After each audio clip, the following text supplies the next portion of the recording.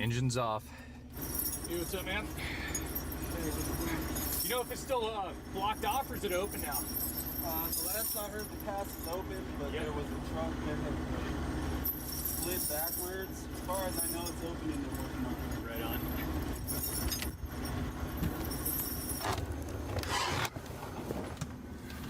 We're home for the night. I'm a little bit nervous. First thing I'm gonna do right now is go get that Honda generator and I'm gonna put it on the back porch. And tonight, before I go to sleep, I'll pull it inside here. And that's how we're going to start the engine in the morning. I'll try a cold start once, and if that doesn't work, then we'll see. Yeah. Whew, it feels good in here. Crocs on, 56 degrees inside and warm it up. I think I'm just gonna leave this diesel heater going and not mess with the fire tonight just because I want that heater running this whole time. I do not want to turn it off. Survival thing. That heater can just run for like 5 days straight, so that's what we're gonna do right now. Sounds like the pass is open. There's just one truck that's kind of like half blocking the road and having a problem getting up because he didn't chain up. You guys saw that truck that just was zipped by me and didn't chain up. I'll see what it's like in the morning. I have V-bar chains, which have like, they're basically ice cleat chains. So they're crazy good grip. So I might throw those on my front tires tomorrow to drive up the pass. But it's a really rough ride when you do that. And obviously I don't want to shake anything around. This camper is super solid. I'm not worried about the camper itself, but the stuff inside, like this oven just broke loose because I've only have 2 screws holding it. So it's pretty crazy that after all the 4-wheeling I've done, the oven broke free on this trip. So I think what we're gonna do right now is have some gumbo. I made this huge pot of gumbo the other night when I was camping, and I thought it'd be awesome to just warm some up and have that for dinner. Maybe have a beer or two. Just chill out and relax. There's a screw that's supposed to be holding the oven on. There it is. Whoa, that almost fell and exploded on the floor. As you guys saw, I did buy a couple thin ribeye steaks I was gonna grill out, but I'm not gonna grill out when it's like negative 60 wind chill outside. I'm good on that. Yes. Maybe I can just scoop it out. That's gonna take forever. This whole freaking drive is a risk. Might as well risk trying to pour the gumbo into this pan. Imagine being able to build an app with your name on it, just by thinking about it. Meet Base 44, a complete AI creation platform. Okay, mic is working. Describe what you want. What could happen, right? My mic down Ah. ever so slightly. I need to. What's the word? Get used to Tarkov because I'm not used to it.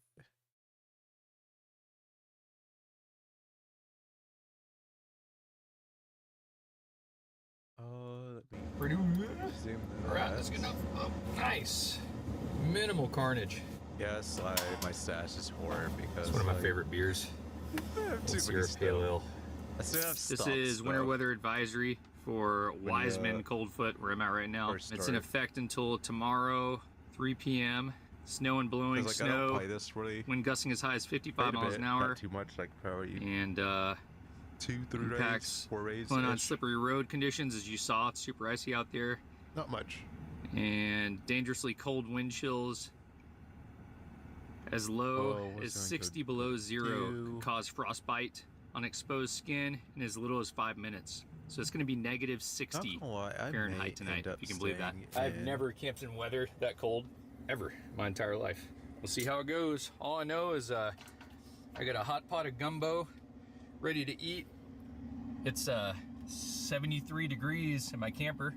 I don't know. I literally am inside a log cabin right now, so I'm not scared at all. I hope the truck starts in the morning, but we'll see. The truck's out of here. There's probably gonna be a whole bunch of trucks pulling in and out tonight and chaining up. I scooted off the edge here where they can still get by and chain up. I had that big breakfast burrito, so I just skipped lunch today and kept on driving. I was trying to get out here before it got dark to show it to you guys, but this was the first time I've ever made gumbo in my life the other day, and it turned out super good. It took me like 3 hours to make it. The trickiest part was the, I don't know if it's the roux or the roux or how you pronounce it, R-O-U-X, I think. It's basically just oil and flour, and you just have to keep stirring it for 30 minutes, constantly, whisking it like every 10 seconds. But if you do it right, take the time to do it right, it's super good.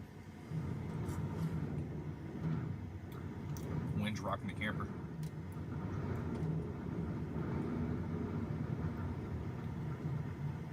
Oh my God. I might get some criticism for parking with the front of my truck facing into the wind, but now you can see why. If you're in a camper or an RV, when you park sideways to gusts like this, you're asking for it. Might be a long night. The crazy part is, it's only 5 o'clock in the afternoon right now, so I've got a long night, but that's okay. I have a whole bunch of video editing to do, so I've got my laptop with me, and maybe watch a movie or something after. I don't know the first thing about semis, but I do know that most of the trucks have been stopping in this parking lot to chain up, but there's been a couple trucks that are just blasting on by, heading up the hillside up there, up to the pass. Look at this frozen window over here. Got a little surprise for you guys. Wait just a second. So I was eating my gumbo in the middle of nowhere and got a knock on the door, and we got a visitor. And he's right What's there, up, man? Alright, we'll catch you soon. Right, later. It's an old acquaintance is heading north to work right now and just happened to recognize the rig and swung in. It's a small world. Can't go anywhere. What is spitting material? I forgot You know these me, specific couldn't tasks. resist it. And man, I have found the best tasting cookies I ever had. I don't know if you guys have had these before, but if you can find this freaking brand name, they're just different. They are delicious. Not necessarily the cinnamon toffee cookies. You can get whatever flavor. Really tasty cookies to bake, so. Oh, what brand is that?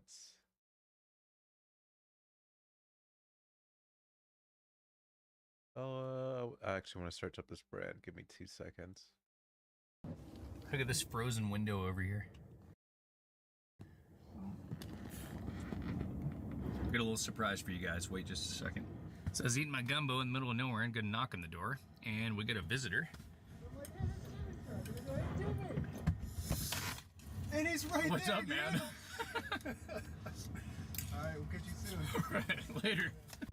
It's an old acquaintance is heading north to work right now and just happened to recognize the rig and swung in. It's a small world. Can't go anywhere.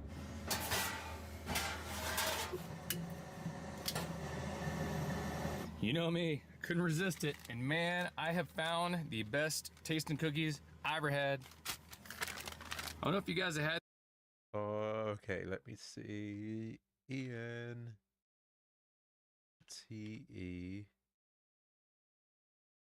NMAN.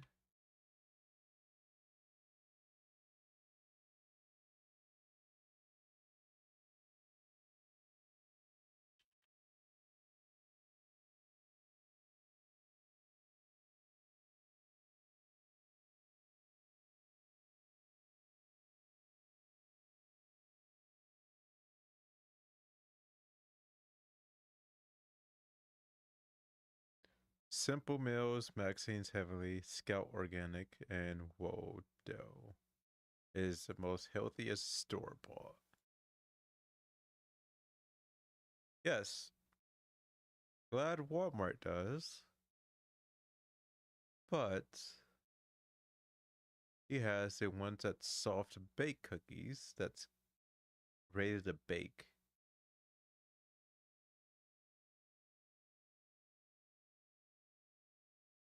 These before, but if you can find this freaking brand name, they're just different. They are delicious. Not necessarily the cinnamon toffee cookies. You can get whatever flavor. Really tasty cookies to bake, so let's put them in.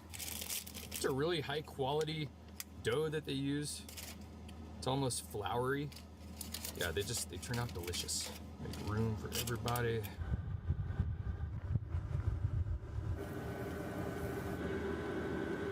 We got lucky, the wind stopped blowing for a minute. Just came outside. Look at the bird feeder.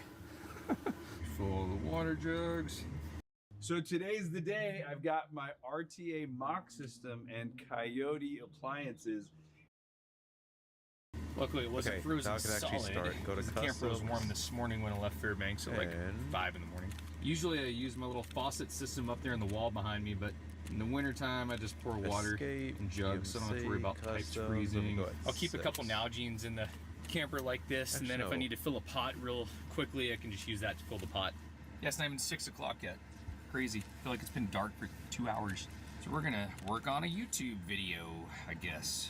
These videos, I do enjoy editing. I actually really enjoy it, but the only issue is I have a really bad carpal tunnel, and I don't know if it's carpal tunnel. I broke my neck and back, and it's pinched a nerve off in my spine, and it just makes my forearms hurt all the time. Feels like a 60-pound kid is stepping on my forearms all the time, like just a lot of pressure. Just feels like that all the time, and there's no relief from it. So it's frustrating when I'm trying to edit. It just kind of hurts, whether I'm in a desktop or a laptop or whatever, doesn't really matter. But the actual art of editing, I do enjoy it. Freezer collapsed all over the place. Power's been out in the entire city for about 10 hours. Broke my soft topper, collapsed the roof. Oh, check this out. I catch the power plant blowing up. All right. Anyway, how's like that? I'm gonna get to it. I'll catch you guys in a bit.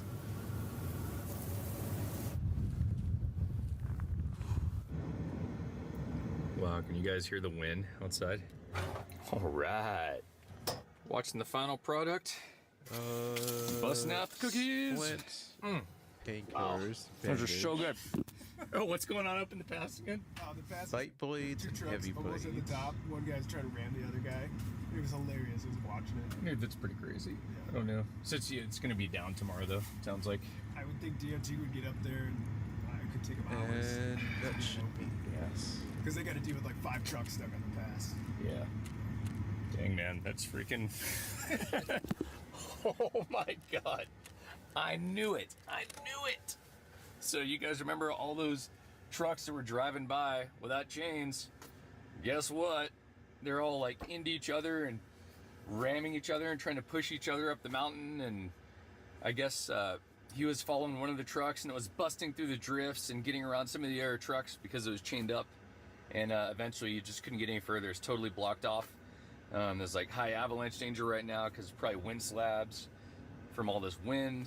And sounds gnarly. He's saying it might take all day tomorrow to clean it up, but we'll go check it out in the morning either way. The sweet part is we get the drone. I'll throw the chains on and we'll go drive up closer and see what it looks like in the morning, see if we can get through. I hope we can make it. Hope we can get through. All right, guys, about 10 o'clock at night. I've been editing for 5 or 6 hours. I think I'm done. I'm gonna go to bed.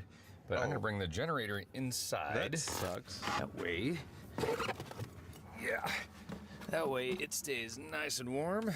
And I can use it in the morning to start I'm just the gonna do truck, 2 bits just in on case this I right can't quick. cold start. But I think just for fun, I'm gonna see if I can cold start this old Power Stroke diesel, just to see if I can do it. And if it feels like it's gonna kill the batteries, I'll obviously stop. But I do have a battery charger, so I do have a way to charge the battery. If my battery is totally dead, I could use a generator or that to charge my battery with a charger. So we're prepared. I'm excited to lay down. Of course. Check this out. This is why It is pretty cold. any looking. place that has So you can bedding tell on it, I've got spray foam everywhere else in the camper, but everywhere Or, there's not spray foam. Excite could be That's the importance of eBay, insulation right there. Craigslist. No, not Craigslist. I've had a lot of people ask about the beds in here, and each couch I think folds mainly out eBay, so into that's a the only bed, site a that's known, full-size like, bed, around basically. Kind of a weird size bed everywhere. in between like a twin mattress and a full size. people so you can slide it always together. have The some sort of jackknife leather thought sofa or is a whatnot lot just to faster combat. to convert and fold I'm down, too but this is a lazy lot to more do comfortable. X, Y, I and made Z, this for so I myself. am It's just like going to, 8 inches of foam, memory foam, so it's write a super bot cozy. frickin' bid for And it's on like a into little X amount of slat spots. system that just slides out like that. So pretty simple. All the camera equipment, drone and everything's charging. Whew, let's get some rest. We might have a long day tomorrow. What do you think, dude? Yeah, that's what I thought. See you guys in the morning.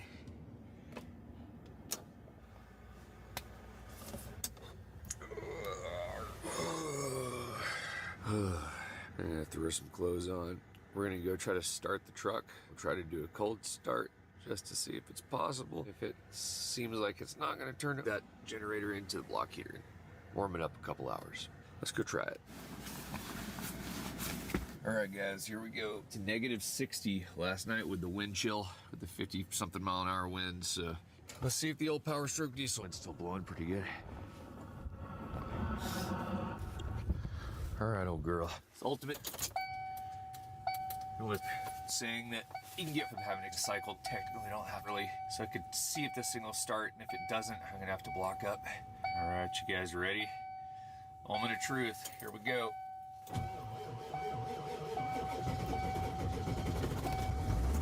Look at that. Woo-hoo-hoo-hoo. Oh yeah. I can't believe it started. Ooh, she's cold. Started though.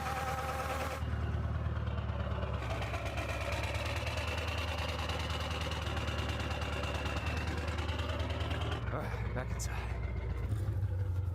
Uh-oh. Whoa. That's weird. What?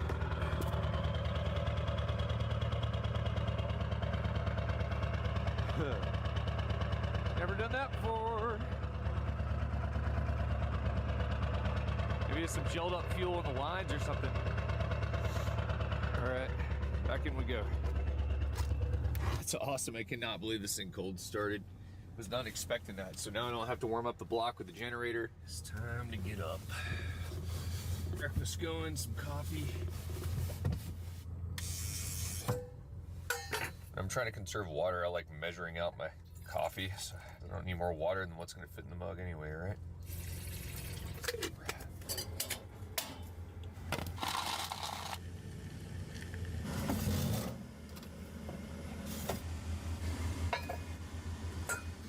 Got my favorite coffee in the world. It really is, actually. I've got my little Vietnamese coffee maker. You guys might have seen these before. You got that in Vietnam for like 50 cents. And you just kind of press it down, and the coffee just slowly drips down into the cup. It takes like 15 minutes to make a cup, but man, it's tasty when it's done. Adigan Pass is the only way up and over to the North Slope by road, so this is the only way to go. So as you guys saw yesterday, my oven is completely loose, so I'm gonna use a kayak cam strap and go into the drawer right there and pop out in the backside and strap this thing down for these kickers, because there are some booters up in this highway. Let's go see if we have a cam strap. I'm pretty sure we do. Pull this drawer out, take the strap. All right. 3D printing is growing in popularity, and printers like the Bamboo Lab P2S AMS combo make jumping in way easier than you'd expect. This is Aiden. He's 12 years old, and he's been 3D printing for the last 3 years. Hey, Aiden. Hey Morgan, how's it going? It's going well. How are you doing? Doing great. This printer is so awesome. Yeah, you like it? What's your favorite thing about 3D printing? My favorite thing is just being able to make anything you can dream up in your head. What do you think of that new 5-inch screen? This screen is amazing. It's so smooth and easy to navigate, and it's very clear. And how about that new processor? This thing is a beast. It can handle anything I throw at it. That's incredible. Thank you so much, Aiden. Yeah, no problem. And if you're not near your machine, no worries. You can kick off prints straight from the app on your phone or even a tablet or computer.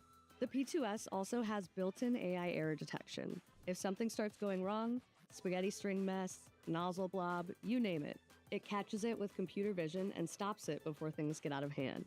Inside, there's a 1080p high frame rate camera with bright stage lighting, so your live view and time lapses look clean enough to drop into a YouTube montage. And with dual band Wi-Fi, you can check on your prints from literally anywhere in your house. Up top is the AMS2 Pro for multicolor printing with 0 manual filament swapping. It automatically feeds everything and even dries filament about 30% faster thanks to active venting. Translation: better filament, better prints, fewer headaches. Check that out.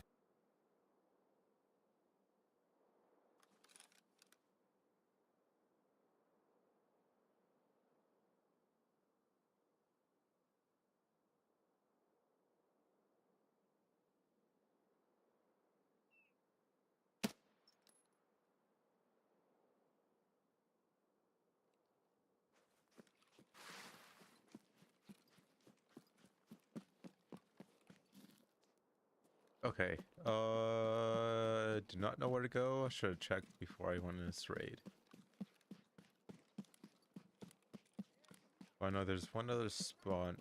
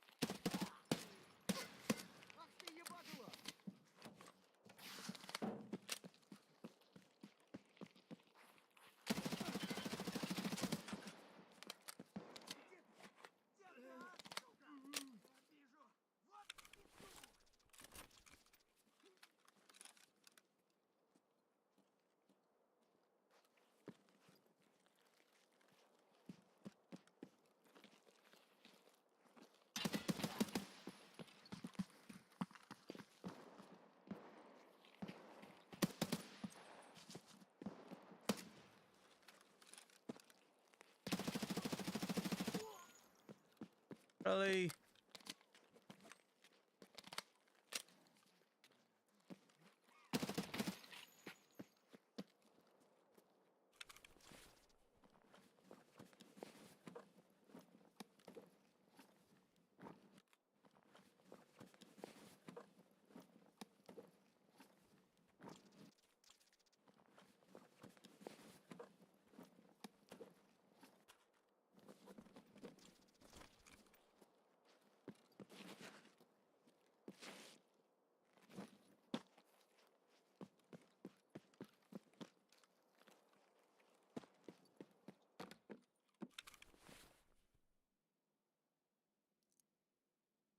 Oh, that's why.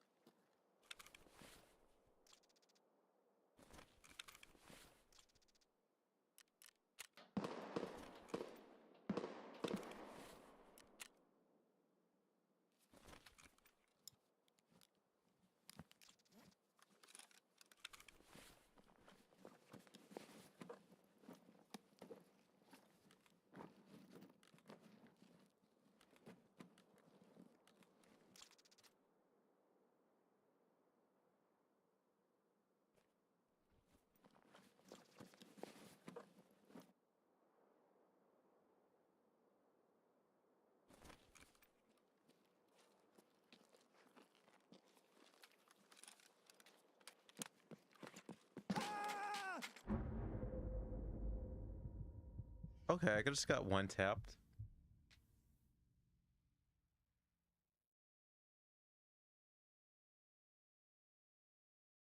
Player, I'm assume.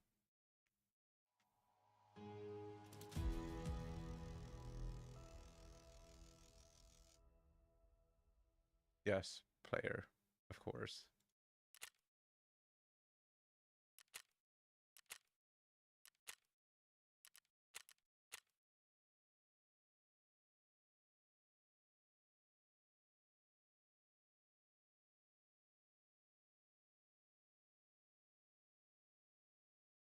Hit the next kicker.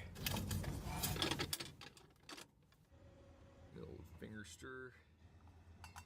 Well, guys, it's almost 9 a.m. Truck's been running about an hour and a half. It's still nasty out. Crazy part is it's still dark.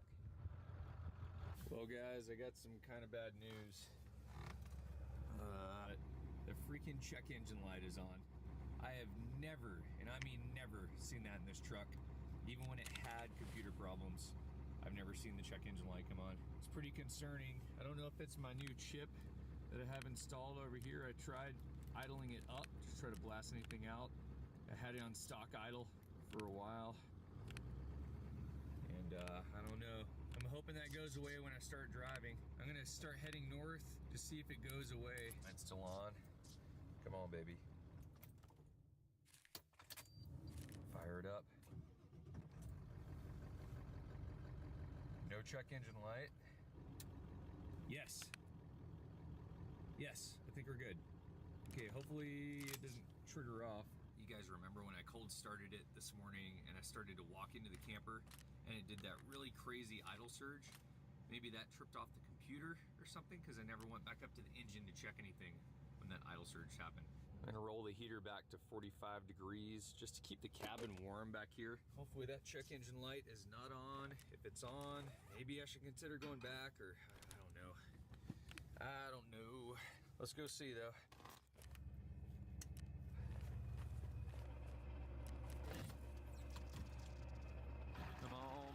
No space, but there's like room here. Alright, it's not on. Woohoo! It must have been that idle surge that tripped it off this morning. That's awesome. Up to the pass we go. Let's do it. And if I need to chain up, I'll chain up. Let's go see. Still pretty blizzardy conditions out, unfortunately, but we're gonna keep on pressing on. I'm gonna go ahead and put it in 4-wheel drive to be safe here. Here we go. Oh my God. Woo. Wind is ripping up here. Car parts all over the side of the road back there. So far, so good. This first hill isn't too bad, but the next hill is Adigan Pass up and over. And you can tell it's getting all drifted in up here. Oh boy. Holy crap, look at these drifts. Whoa, whoa, whoa, whoa. Slipping a little bit. Let's get some speed up. Can't believe some of those trucks were trying to go up this last night. It's freaking nuts. I heard they were having to punch through some of the drifts. From what my buddy was saying, the road was drifting over really bad. Like, look at those drifts right there. What?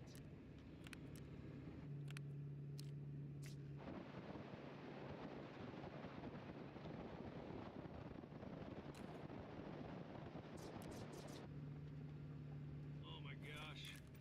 Woo! Holy. This is gnarly up here. I can feel the wind like inside the truck here. We made it up the first hill back there, but now we're coming up an Adigan Pass. It's the next hill up in front of us. I think the DOT station is up here, the ones that keep the road plowed or attempt to, but when you get blizzards like this, you can't stop the drifting in the road. They'd have to be out here constantly. I'll tell you one thing, I just stuck my hand out the window a second to film with the GoPro, and it was burning my hand within a couple seconds, so it is freaking cold out. Woo! Pretty intense. Picked a heck of a time to come up here. There's not blizzards all the time up here.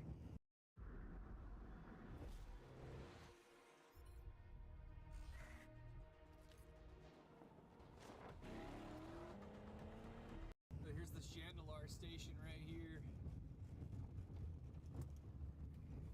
And there's a lot of trucks chilling here right now. I don't know if that means the pass is closed or what's going on. The wind is just ripping, y'all. I don't know. We're gonna cruise up a little bit closer up here. I've got a CB radio in here. Good, how you doing? Kind of curious. I'm trying to find anybody I can. Yeah, I spent the night last night at the bottom of the hill. I saw you when we drove by Yeah. 6, 7 hours ago. Yeah, I mean, I saw some trucks heading past me this morning, but I don't know if they stopped here or not, you know? Hey, about a half hour ago, we talked to a guy. I saw a guy, one of the guys who works here, hop in a truck. I tried to follow up. He turned around and said, Oh, really? When he stopped, he said, hey, I just got word we're closing it. See, I thought it was already closed. Yeah, it was last night. Yeah, I guess that someone got jackknifed and blocked the whole road off, and trucks are trying to push each other up. And I As don't we know. heard now, he said they've got 5 trucks stuck up there right now. Yeah. It's closed. He just said they've got one stuck side by side. These are 2 of them stuck side by side. He said they got 5 stuck. So Man. I don't know what he said. They're closing it, but I mean, I would have thought it was already closed. I don't know. Yeah. Unless I talked to a dude that worked up at Tulik Station. He said there's probably going to be all day. Like yesterday, he's saying it'd be all day today. You know, Really? to All clean day it. today, huh? That's what they're thinking, to clean it up. I don't know if I don't really have enough diesel to idle for 20 hours over here. So Yeah, Oh, you no. have to head back to Colquitt and get some diesel. yeah, or something. I don't know. Dude, good luck finding some diesel. Yeah, dude. Appreciate it. Well, you guys hear that? That's crazy. I don't know if we're gonna make it up, y'all. The pass has like 4 or 5 trucks like jammed in beside each other, stuck in the pass, all blocked off. There's this blizzard blowing like, I don't know, probably 50-mile-an-hour winds easy right now. It's absolutely frigid. Hey, at least you guys got an adventure out of this, eh? But that just means I'll get to come up here some other time, I guess. So, I mean, look at this. You know, come on now. Here, I'll roll this down. Man, I tell you one thing though, if you were stranded out in this and your engine died and you didn't have a way to stay warm, you would die. You would literally die.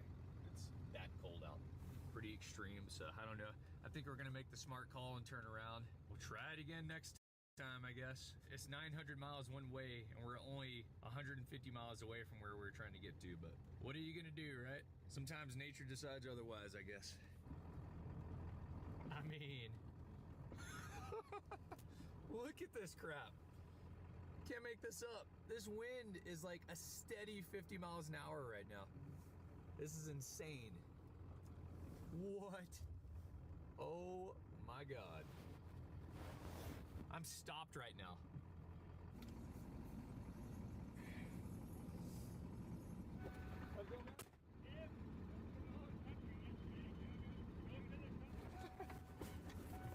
That's awesome. That's Chris from Tailgate. He said come on into the shop and have some coffee with the truckers in there in the DOT shack. As Chris is going out, he's gonna literally block the road with the loader right now. Right there, bam. So that's it. They literally just shut the road down in front of me like I do not have a choice. You guys saw it. You can't make this up. Guess I'm gonna go in there and chill out of the storm for a little bit and hang out with these guys and kick it. Chris just jumped in that Ford pickup there and they're gonna head back over to DOT shack, I guess. Look at that, he just left it running and all lit up. That way truckers can see it if you're coming down the road. But yeah, the road's officially blocked now, that's it. We'll follow these boys in. I've never been inside this DOT station anyway. That's awesome, they have some block heater plugs here, so I'm gonna plug in this block heater just so my engine stays warm.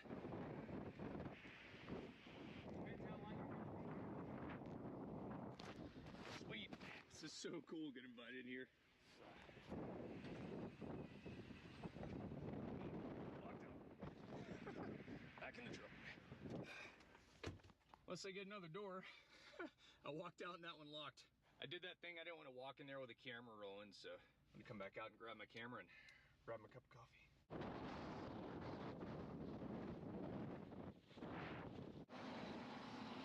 All right, we're gonna go check it out fast. We're heading up to Adigan Pass right now to where all the trucks are stuck. This is pretty cool. Chris is gonna drive me up there. He's gonna check on someone that's been missing 24 hours, one of the truckers, so. But yeah, you can tell he's literally blocking the road off with this front end loader here, so no one's going through except us right now. It's been a pretty interesting trip, to say the least. Let's go. Let him know. You get that chain? That's probably because I have a beacon up in this thing or something. Yes, I did. Been here for this turn. Who does he drive for? And nobody's heard from him in 24 hours, so they're trying to find him. All right, Marsh, he's on top of the pass. All right, we're good. Everything's good with him. We'll relay the messages. I got 2 dispatchers out looking for him. All right. Yeah, if I can't get him, then we'll figure something out. To head out, help them open this door really quick. Their truck pulling through. Chris can open the other one, and then we're gonna hit the road and start heading south.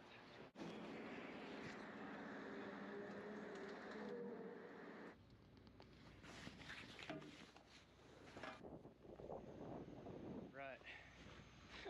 See if I can get out of this drift. Let's fire the old girl up.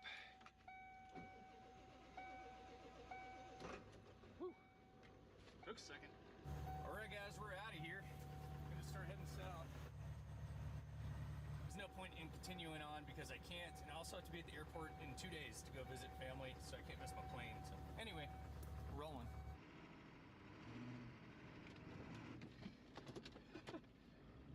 Might be stuck in the parking lot.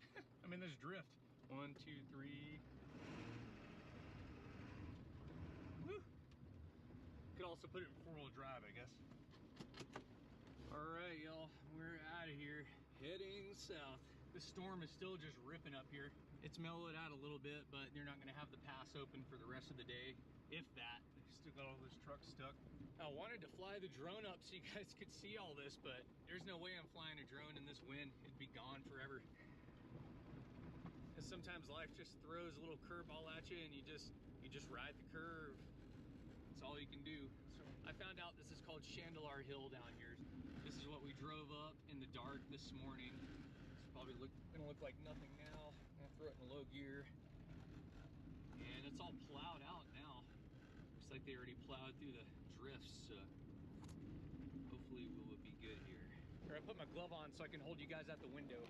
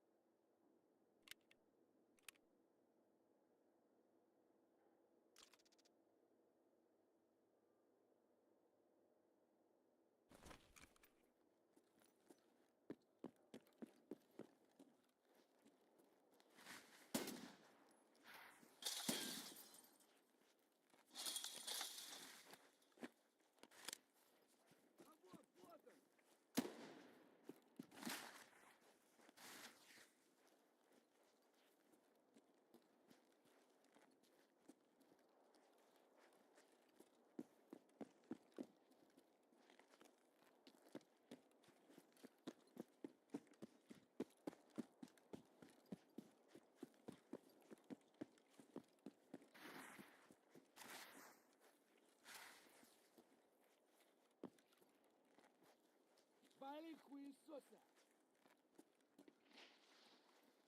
А вот он!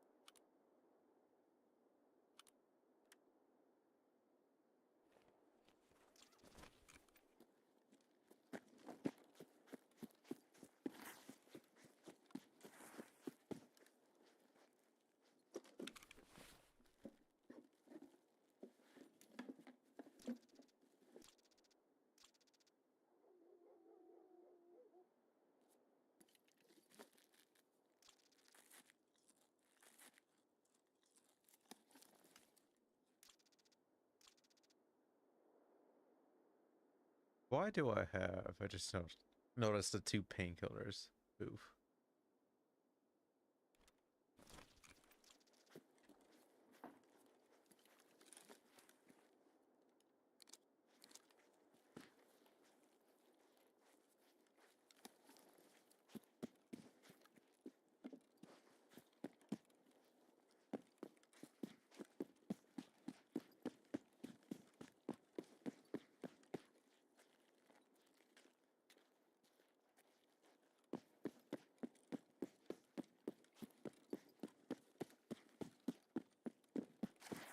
I forget which side is the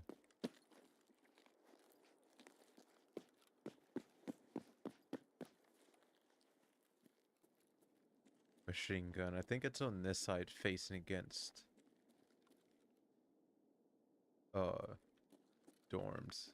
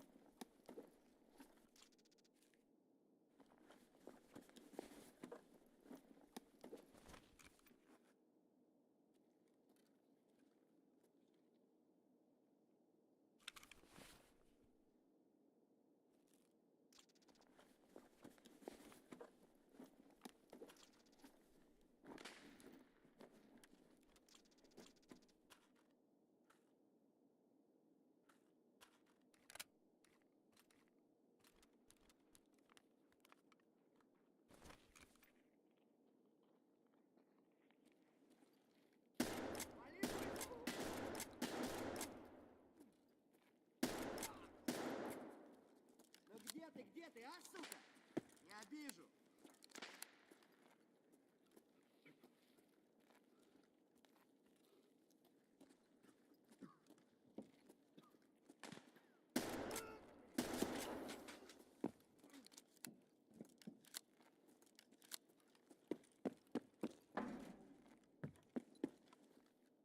Not gonna lie, I thought that was a person.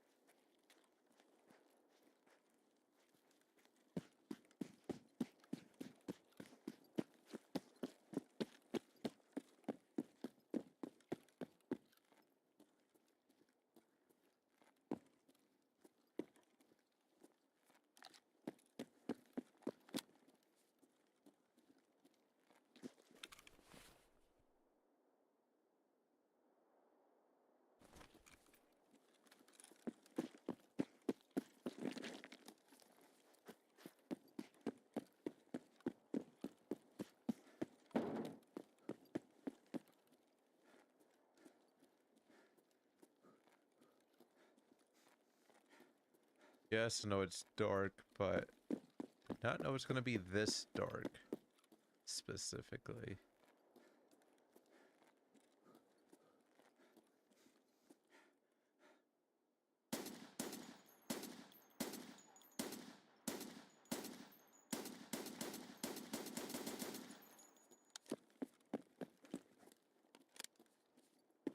I think I was shooting at a pipe.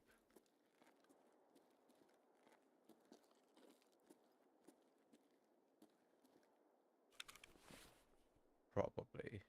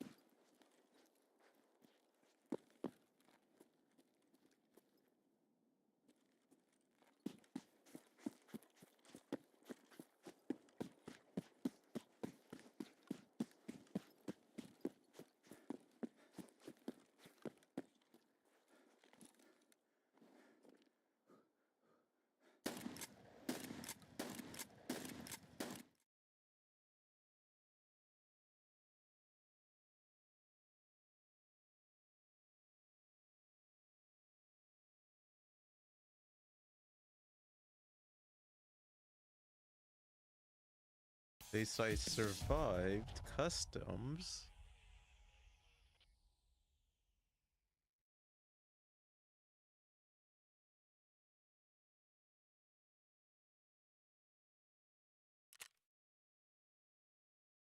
I did kill a sniper scav. Interesting.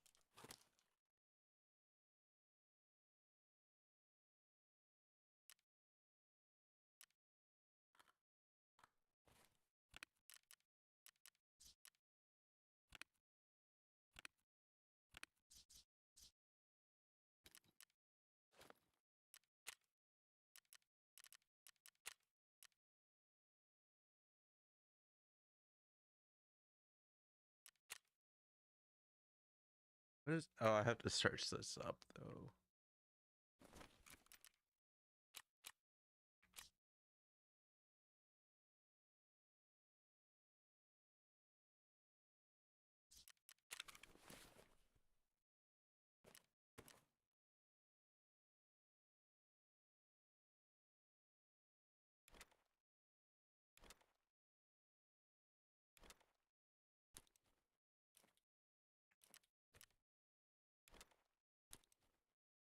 Got the RAM, so I think I need that for a task. I can sell that, that.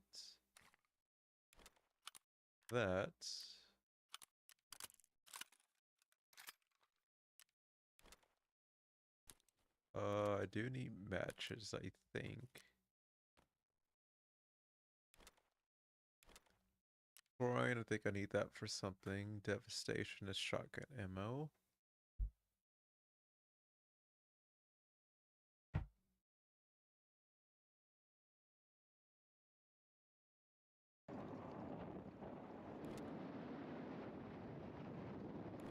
You can see all the truckers staged up down there, probably chaining up for this hill. It's oversized load. That big oversized load can't go up and over that pass. Number one, because the pass isn't open, but they need at least a lane and a half clear of snow for that thing to go up. So they're gonna be there probably all day and all night. Watch how slick it is, I'll show you.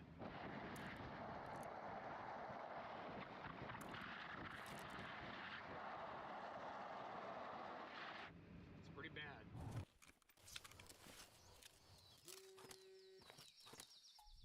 Hi, Mrs. Thompson. How can we help you today? With Quo's business phone system, you can automatically route calls to the right person on your team so you can stay focused on the task at hand. So glad we got this all worked out. We'll see you Friday at 10 a.m. And with Quo's call summaries and recordings, you can keep track of every conversation so you don't miss a single thing. Quo, no missed calls, no missed customers. Try for free today.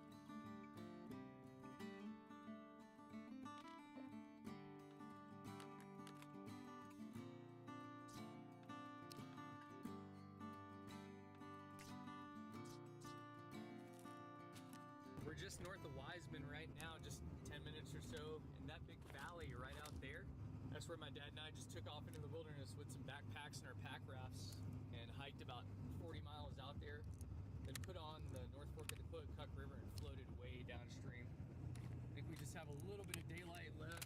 It is 2 o'clock in the afternoon, and probably 30 minutes of light left here before it's going to be dark. So I think it's just enough time to roll up into Wiseman up here. So check it out. Woo, things cruising. There we go, Wiseman, 3 miles. Here we go. Here's the road.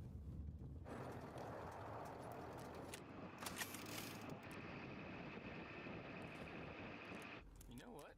I'm either gonna camp right here or let's go out for a little bike ride really quick. I just want to get out and stretch.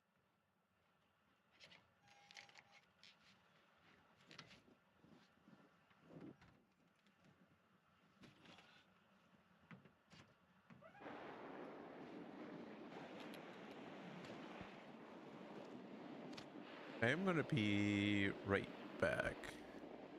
That'd be crazy to Oh, haul this bike all did the way not up mean to do north. that. I forgot. My BRB stuff is tied to my Twitch.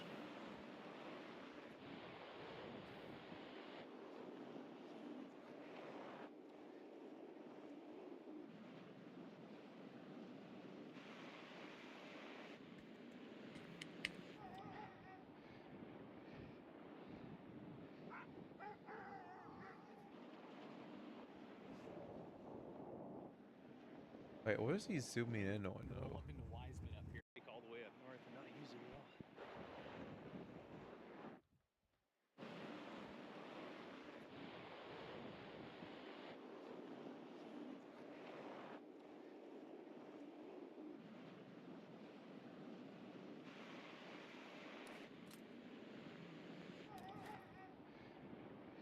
Oh, the dog.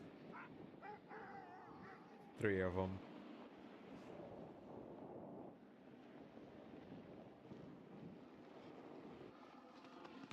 We're gonna spend the night right here. Perfect spot. But I'm gonna be right back. The Webasto diesel heater back to about 45 degrees, so the camper should be fairly warm.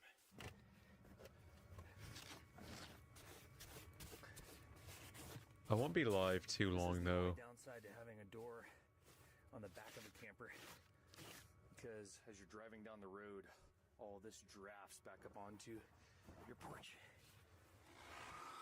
I'd say tonight is a good night for a fire. Since we're right here in Wiseman, Alaska, I think that's very appropriate to have a fire, so let's do it. We are completely out of kindling, so let's split some kindling real quick.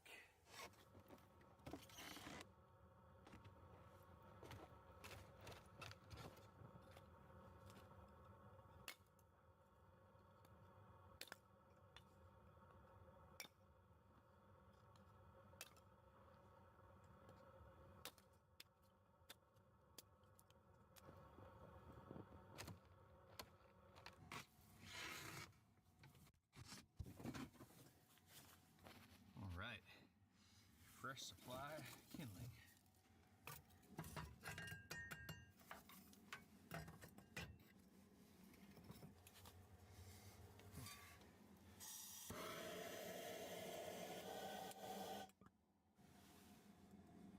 We're in business. Gonna be nice and toasty in here soon.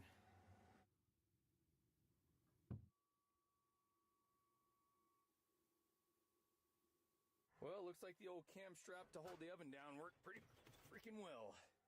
Locked in. And there's not water slosh all over the place because I just put that tube in there, even though it's probably frozen. I didn't put it down in there too far though. Oh, so nice to have a fire. Make it nice and homey and cozy in here.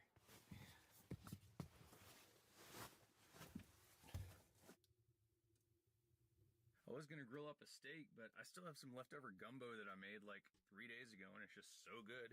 We'll get a fire going. Let's heat up some gumbo. Some nice hot spicy soup sounds really good right now.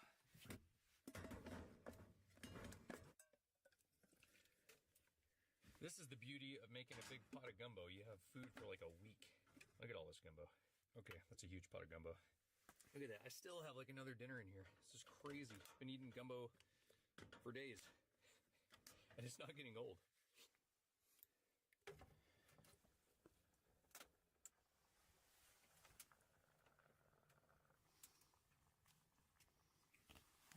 We're in business. We're getting some much needed video editing done for the good old YouTube. And eating some gumbo. Enjoying a nice fire. And if you notice, this is why I love the wood stove. Look at my windows now. They're all defrosted. Every last one of them. Even these front ones with a ton of ice. But the wood stove's a nice dry heat, so it just bakes all the moisture out of here, which is good. We're just gonna get a little bit of snow to wash the pot. Now, some of you guys are asking where I got my mucklucks from. These are Steger mucklucks. They're made in Minnesota, and they're freaking awesome. It's the only winter shoe I owned. Not sponsored by them, but I just love their boots. Like telling you guys about good stuff I like using. Now we get some nice hot water to wash your dish with. A lot of you guys have probably noticed that I don't have a sink in here. I do have a faucet technically connected to that water right there. So I've got a pretty large spaghetti pot, and if I need to get crazy washing dishes, I'll put that pot under the faucet here, and I can fill that up with water, hot water, and wash whatever dishes I need to. Otherwise, I don't really need a sink. It just takes up this kind of wasted space. The interior of this camper is basically 48 square feet, and a lot of that's not usable. So I have to be really conscious of what I have in here, and a sink just takes up too much room. Nice clean pot. I can almost see a couple of stars. That would be so cool if we get some northern lights tonight. So we'll check later tonight, and maybe we'll get lucky, get some northern lights.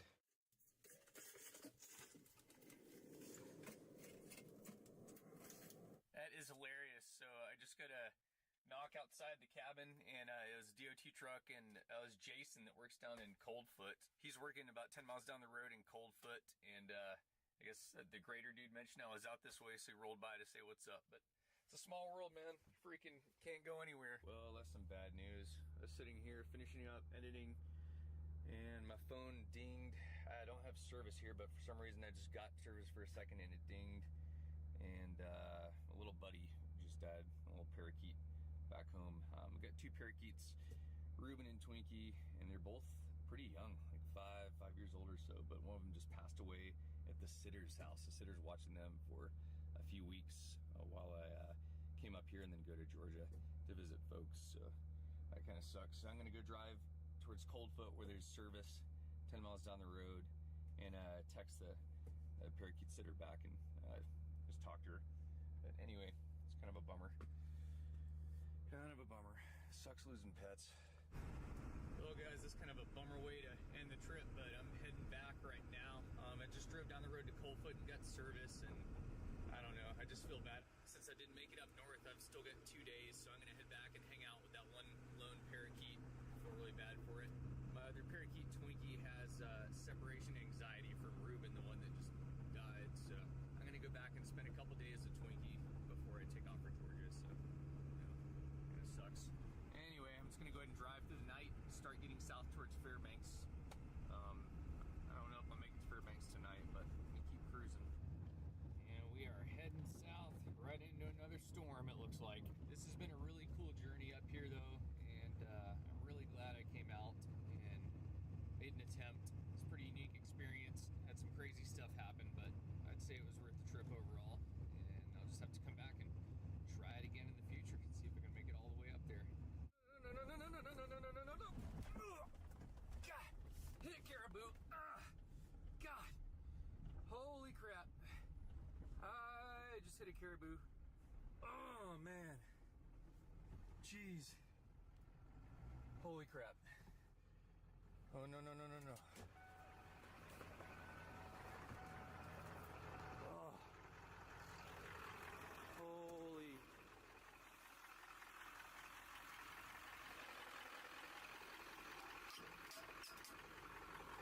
Oh my God.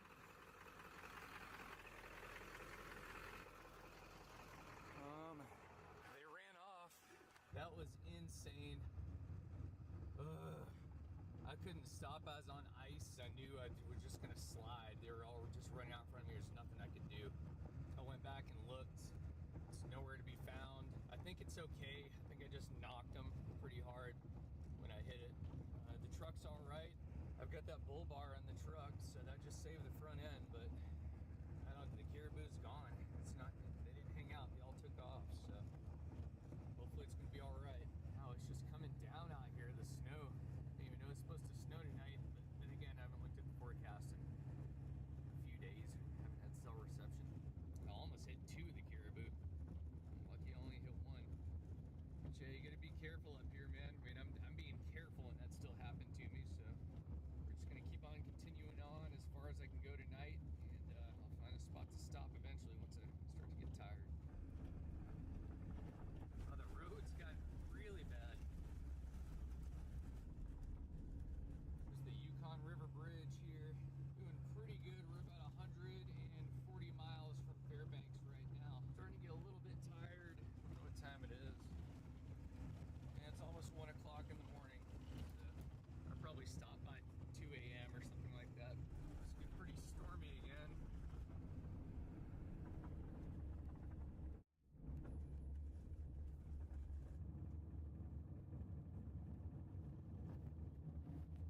You guys, Northern Lights are out. Check this out.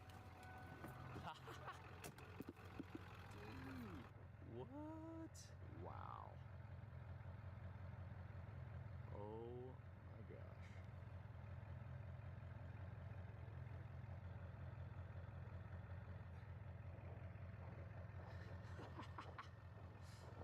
Look at these Northern Lights. This is wicked.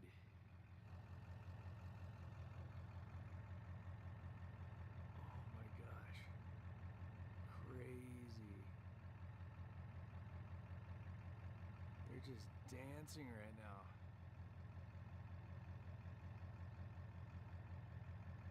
Oh, I'm gonna put a jacket on. It's freezing. Wow.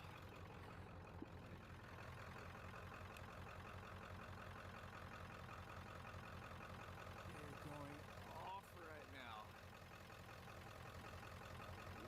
What?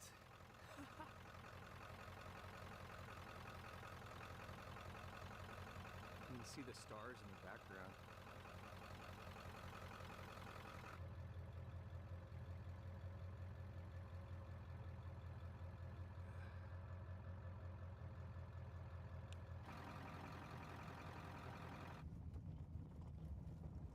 Northern Lights are just totally out tonight. This is so cool. I didn't think I was gonna get to see them because it's been so stormy. Just driving along to them. Well, guys, I'm gonna go ahead and call it a night right here. I'm pretty tired. Pretty wicked. Doesn't even look real.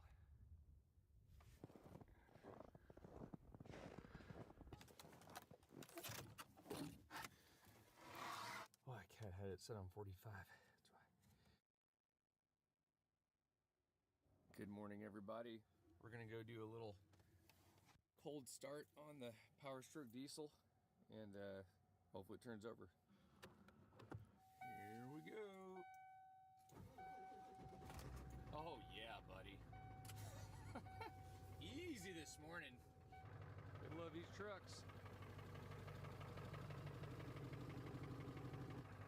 You guys have probably seen these Hydra chips here. This is a chip that basically gives you a lot more horsepower, changes your transmission shifting patterns, and does all kinds of cool stuff. There's a setting on here. There's a bunch of settings, but there's a high idle setting, which is nice. You can kind of roll it up and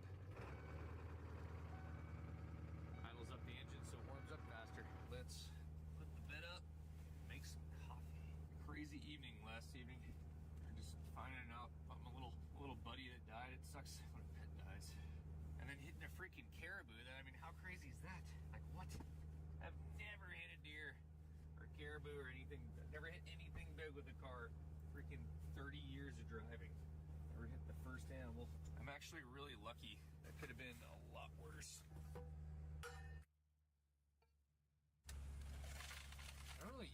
real, but man, this stuff is so freaking good. I don't know if you guys ever had that. Not sponsored by these guys, but pretty good.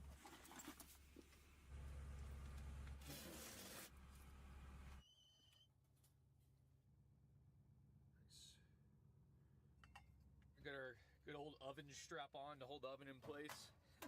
Thing broke off in this trip, as you guys saw. When you're in a camper, you have to lock everything down pretty good. I've got latches on. Whoa. What's that? I just built a budgeting app in Base 44. Guys, Nina just built an app. Impossible. Nina can't code. Interesting. Can it generate reports? It can now. Nice. So you're saying we can all build apps now? Yeah. I'm on lunch. I gotta make a call. I'll be right back. Just built an inventory tracker. Protein calculator. Book sharing app. A workflow manager that Tracks who still owes for the group lunch. Trash duty schedule. Since no one seems to care. Just built a I just created a goal tracking system. We built the same thing, didn't we? Yep. Can this thing manage contacts? Is the SOC 2 compliant? I want to animate this graph. Create a party planner. Profesor de Español. An inter-office dating app. For dogs. For office dogs. You know what I mean?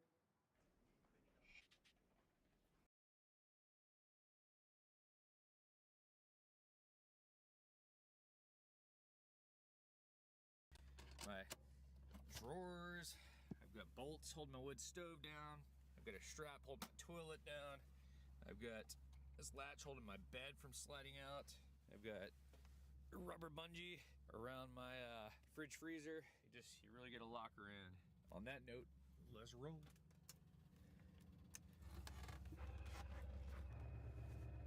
Yep. Get an oversized load coming. This might be a big one.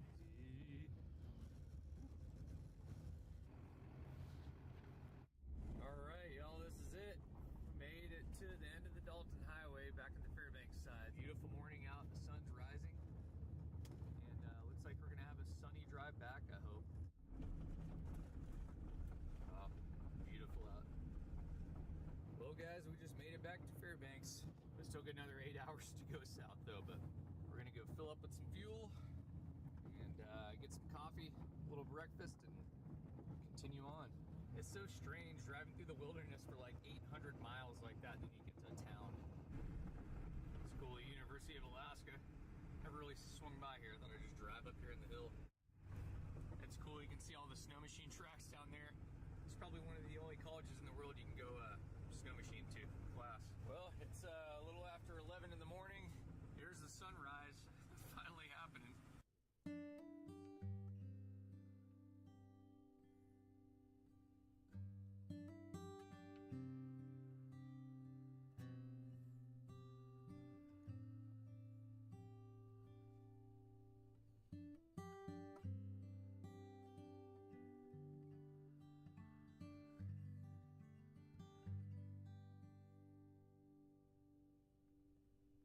You know what's crazy is it's almost 1 o'clock in the afternoon, which is, this is as bright as it's gonna get, and the sun isn't gonna rise any higher than what you see right there.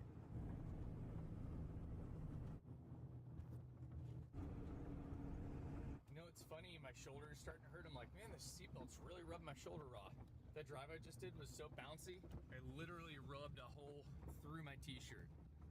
Believe that. That's how much this truck's been shaking around. We're not too far away from the hometown. We still got maybe 3 hours to drive, but I just wanted to share some of my thoughts with driving all the way up to the Arctic Ocean this time of year in the winter. First off, I would do it again. I'd go back up there again, but it was a pretty intense drive. I was pleasantly surprised with how rough the road was, how long it took to get up there. The drive was a little more difficult than I thought it was going to be.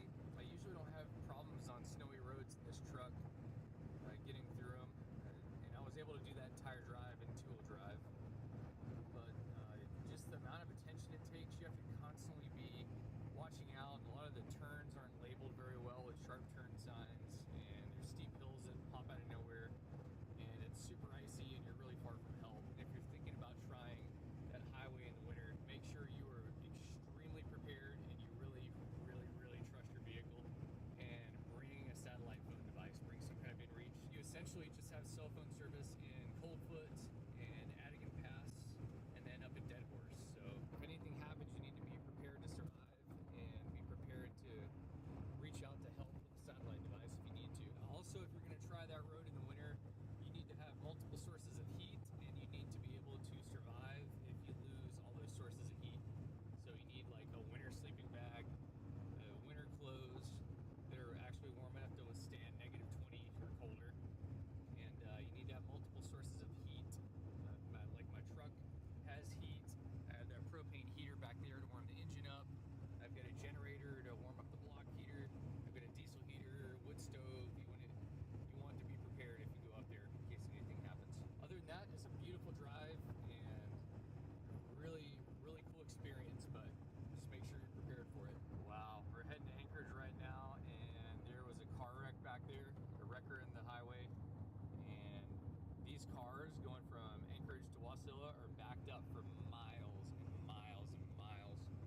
shows you how many people commute from Wasilla to Anchorage to work every day, then drive back to Anchorage. There's home. Looks like I'm gonna probably have some snow plowing to do. Oh yeah.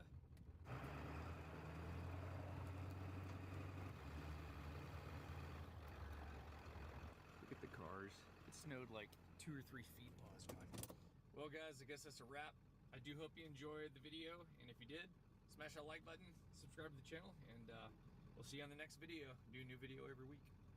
Peace, y'all.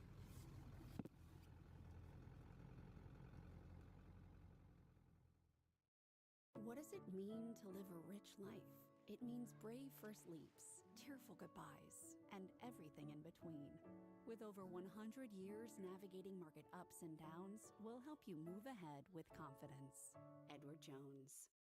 How do you pick the best car, truck, and SUV? At Edmunds, we have a private track, a team of 40-plus people with over 500 years of combined experience, a 227-point testing plan, and the time to drive hundreds of thousands of miles right here in LA. Because that's what it takes to test and rate hundreds of vehicles. The Edmunds Top Rated Awards reveal the 6 best cars, trucks, and SUVs on sale today. Head to edmunds.com/toprated to find out what won.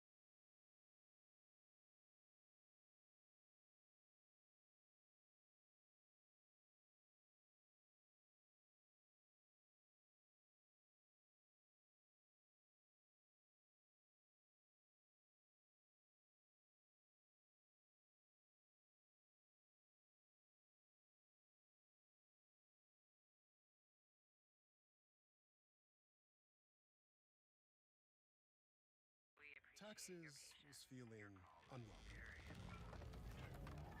Now Taxes is an open door to new TurboTax stores. Meet our experts. They do your taxes, so you can walk out with confidence. Now this is Taxes. Crispy, airy, lightly charted home. Magic. It's not delivery, it's DiGiorno.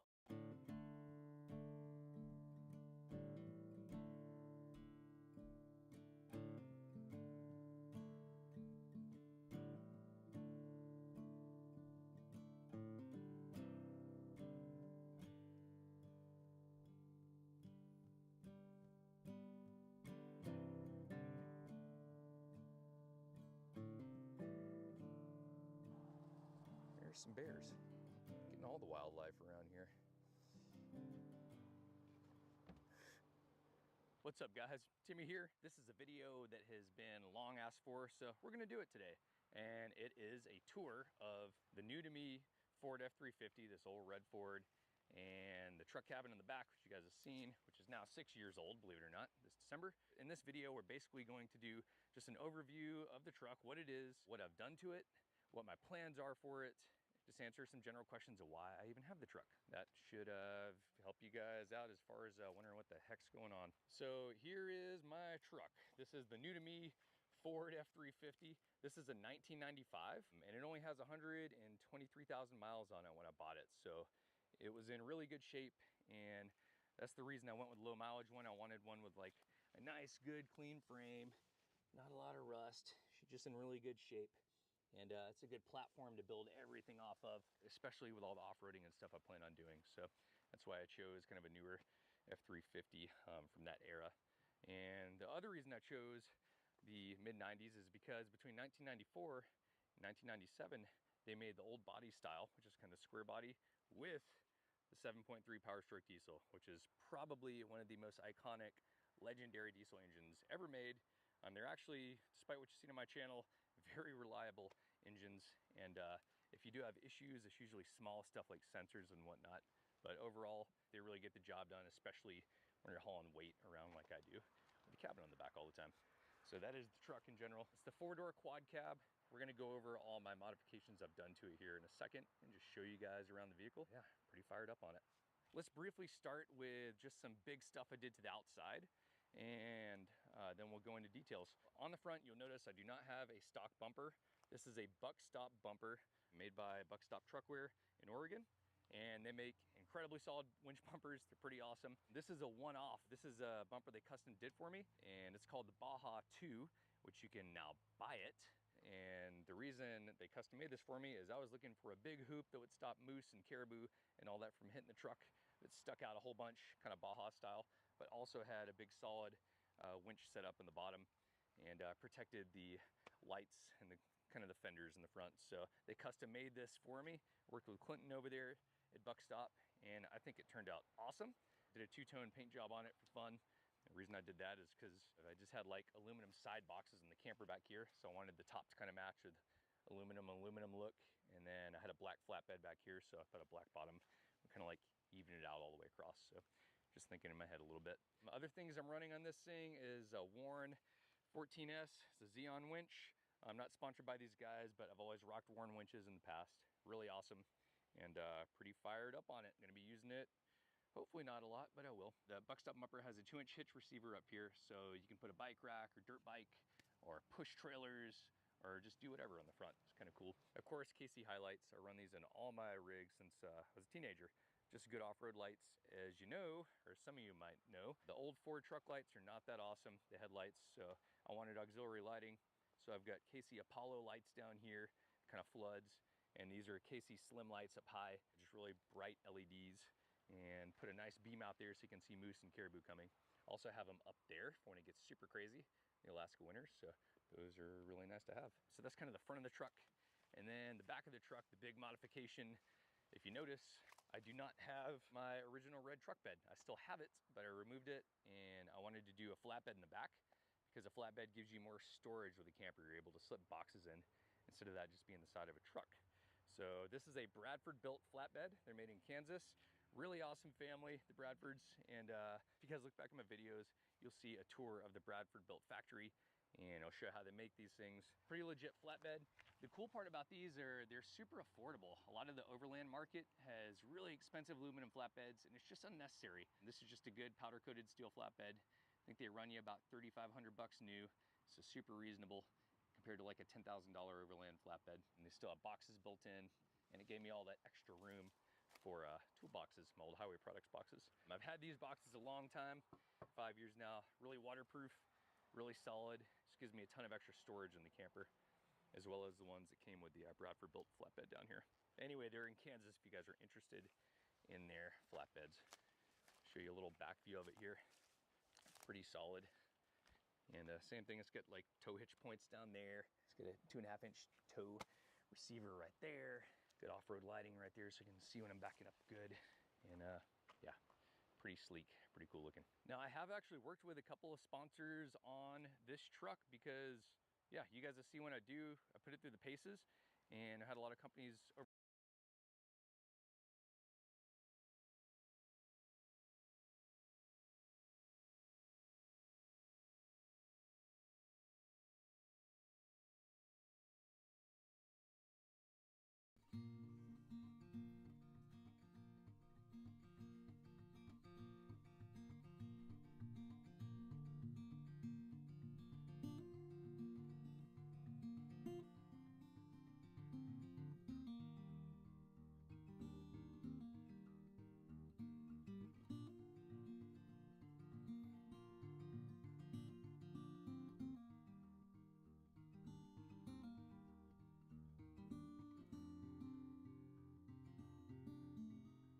All right, y'all, we're off.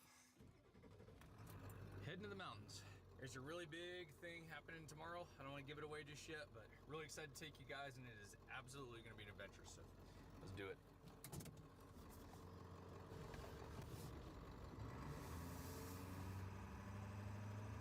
I'll tell you one thing too, it is starting to cool down out here. Cold where we're at right now, but it was getting down to kind of the high 40s, and where we're going right now, it was getting below freezing last night already. So we're gonna go head up and do a little bit of truck camping tonight in the truck house, and big day tomorrow. Y'all will see. We'll get a couple errands to run along the way. I gotta swing by Home Depot. I gotta swing by an auto parts shop. Get a couple stops to make, so.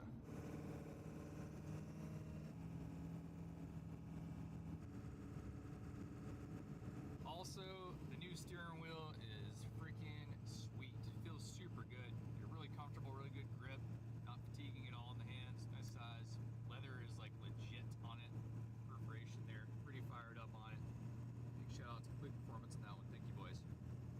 Also, man, I can't tell you how stoked I am with the Rosewood diesel injectors and the Jelly-Built tunes I got in here with that Power Hungry Performance Hydro Chip.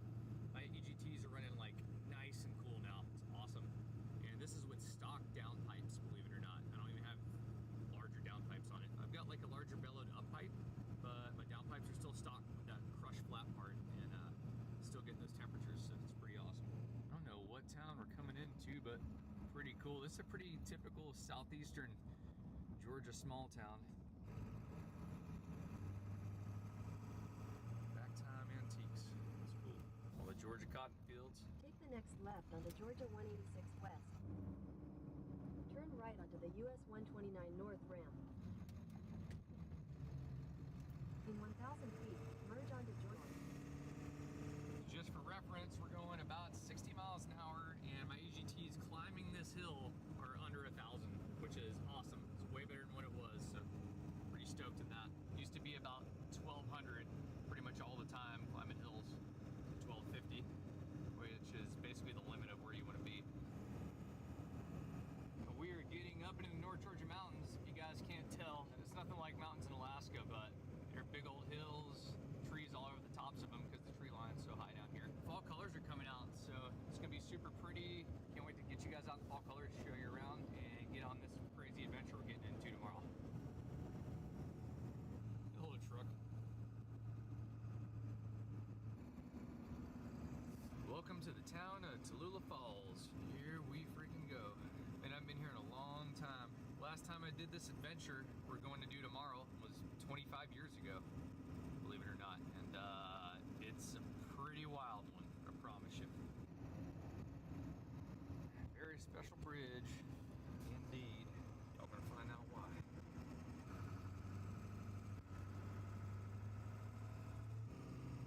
Take the next right onto Janehurd Yarn Drive. Hopefully we can fit down this road. Let's find out. In half a mile, your destination will be on the right. All right, y'all, I think we found our tonight home, I believe. I don't see any no camping signs. Highway's right there, so I don't know. I think it'll work. Big parking lot right here, turn around. Looks pretty legit to me. So just camp here and call it good. I actually have a lot of work I need to do. I've got a lot of video editing to catch up on, and also just have a bit of a headache. So I'm going to take like a short nap, try to make the headache go away. I can't take any ibuprofen right now because I'm on blood thinners from that mini stroke scare thing, so I have to be careful with that. So no way to deal with a headache besides just close my eyes for a few minutes. Anyway, can do that and get to work. Got all my cameras charging for tomorrow. Drone batteries, GoPro. I think my Insta360's charged. I'm getting ready for a big day. I will explain it in just a second here. Anyway, this is just home for the night. The highway might be a little noisy when there's semis, but I imagine it'll quiet down when we go to sleep. Home sweet home.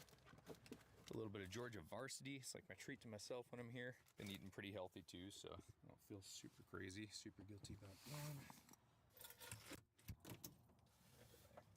All right, back in the camper, ladies and gentlemen, back in the camper. Homemade biscuit for my sister there, and sweet potato right there. A little bit of grilled chicken from Mom's house. Ooh. Feels nice to lay down or just sit down for a second. So tomorrow I'm taking you to somewhere I have not been in 25 years. It is the infamous Tallulah Gorge. It's pretty close to Clayton, Georgia, if you guys look that up. The special part about this river is it's a dam release river, which means they release water from the dam to go down the riverbed. Otherwise, the riverbed's like super dry and there's no way you could paddle it. So tomorrow is opening day of Tallulah Gorge. So essentially tomorrow is one of the only days of the year that they release water from this dam and you can go paddle this gorge down here. It's one of the deepest gorges, maybe the deepest gorge in the southeastern United States. Really impressive. You guys can look up Tallulah Gorge. And the paddling down there is like pretty crazy. It's basically class 4 and class 5 and there's some really, really large rapids in there. And I'm excited to take you guys down them tomorrow. Last time I did it was 25 years ago with my buddy Obi, back when I used to live in Georgia, basically. So it's been a while and it's gonna be awesome. Yeah, we're gonna be camping here tonight, and where all the boaters meet up in the morning is right over there, not very far away. I'm glad we got here early, get a good camping spot. I just heard it fills up and it's hard to find camping, so. If you or somebody with you has a concern directly related to an illness or injury, please press 1. Good evening. Thank you for calling Consultant Nurse. My name is John. I'm a registered nurse on a recorded line. Are you or someone you are calling for having a medical emergency right now, such as chest pain, bleeding, or are you stable? Is everyone okay? Yes, stable, everyone's okay. Okay, good. How can I help? What's the situation? I had 8 days ago, I had a TIA, mini stroke, and they put me on blood thinners. At least they think it was a mini stroke. I just noticed kind of like a chest cramping / burning, like almost like a heartburn sensation from it. I don't know if that's normal for taking blood thinners or not. Okay. 1 second. And when did you have this heartburn sensation? Just the last few days I've felt it. Thought I was fairly hidden back here-ish, but I guess not. Truck just pulled in to check it out. There's nothing else back here but me. Anyway, hopefully I'm gonna too mess with tonight. What's that Elizabeth Cotton song? You're talking about hiding. Well guys, the sun is down and the temperature is dropping. About 38 degrees right now. It's pretty freaking cold. I think it's gonna freeze tonight, but guess what? We have been in this thing all the way down to negative 55 Fahrenheit, so I think we'll be just fine. Anyway, I will see you guys in the morning. I'm gonna do some work and we'll go hit it. Good morning, everybody. Let's start off the morning with a little auto start. It's cold outside, man. I haven't tested this auto start out since I installed the injectors or the Webasto diesel heater, so pretty cold. I don't know what the temp is. Let's see.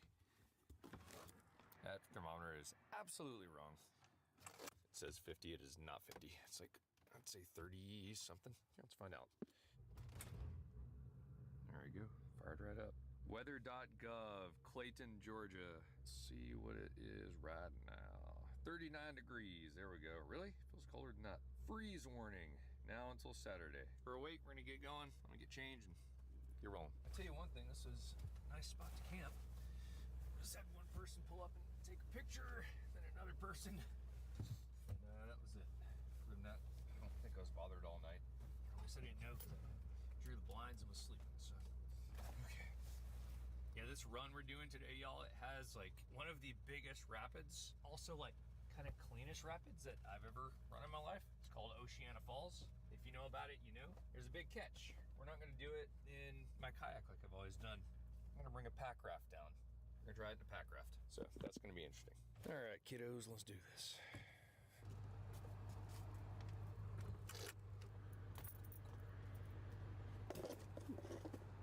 If you don't believe me, it's cold, like pretty cold. Great day to go kayaking, freezing temperatures. Definitely wearing a dry suit today. Good stuff, that's where we camped. I thought other boaters would be here, I'm shocked.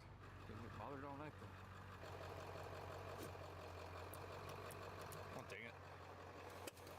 That door, ooh, that was my computer. That's cool. This is really fun. My freaking door, of all doors to be broken, is my driver's door. I have to fix that before the winter. It's like this latch is broken back here. Now it's working. All right, y'all. Let's get ourselves backed out of here. I put my stairs up, right? Yep. It was nice having that reverse camera. There's a coffee shop, I think it's called Tallulah 1882. I just saw it yesterday when we passed by. I think it's gonna be the closest place to get a hot cup of coffee and get a little breakfast and get ready to hit it, fueled up proper for the day. There goes some kayakers right there. Oh look, this is a homemade camper with a kayak on top. You see him? Look at that. Totally. Heck yeah, brother. It's this place right here. Let's go hit it up.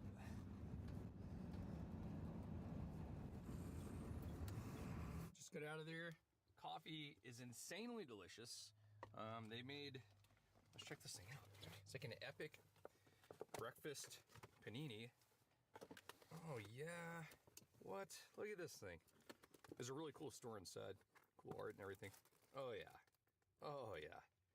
We're gonna eat that right now. Yeah, if you guys are ever in Tallulah Gorge, check out Tallulah 1882 over there. It's pretty sweet. Anyway, I think we have to go, I think it's literally right around this corner, and that's where the kayakers meet up. Alaska buddy Brian, that I haven't seen him forever, moved to Asheville, and he's gonna meet up with me down here, so this is super cool.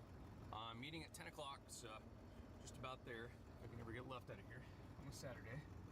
But I think we go literally right around this corner, and the boater parking lot's on the left, I think. I think it's this parking lot. Yeah, boaters only. There we go. It's quite the hill to get up there.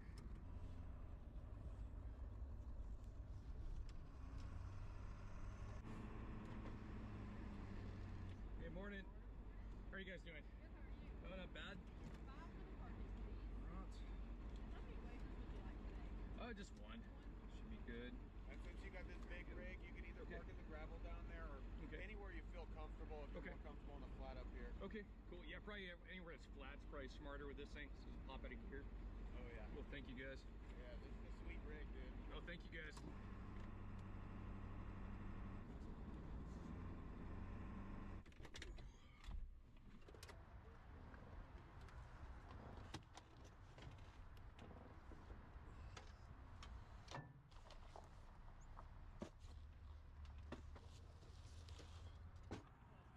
What's going on, man?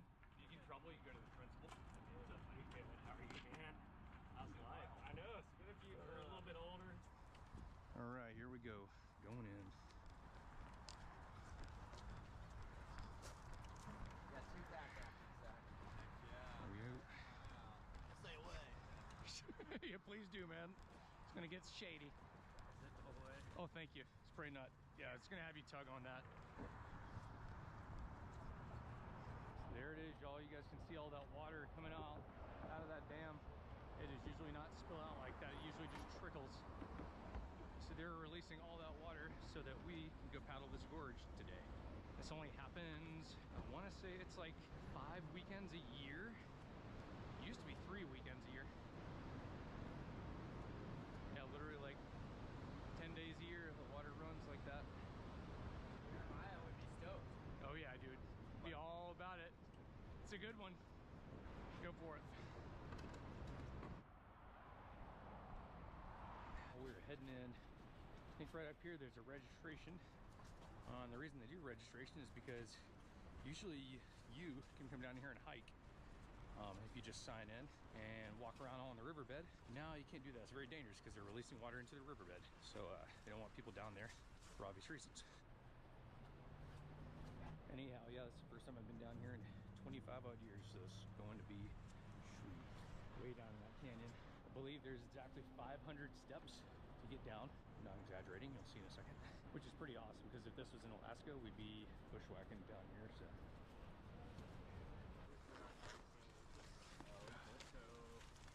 Not very many good docks in Alaska. Well, at least you're in a good place to boat still. Yeah, it's like Till I the hurricane. like it for the most part until winter hits, and I'm like, I need snow. I miss wrapping. You miss like seasons. Exactly. I miss the snow and having a lot of snow and snow machining. So I really enjoy getting out there, you know, up in Turnagain or out in the Talkeetnas and stuff. Just gonna have to come back. I know. I think I'll be back in May to go. Oh, nice. Yeah. Cool. Do a spring bear hunt. Nice. Yeah. Get your face ripped off. Yeah, exactly. Stick it in the bear cave. Wear a full face helmet. Yep. Make like a tree and leave.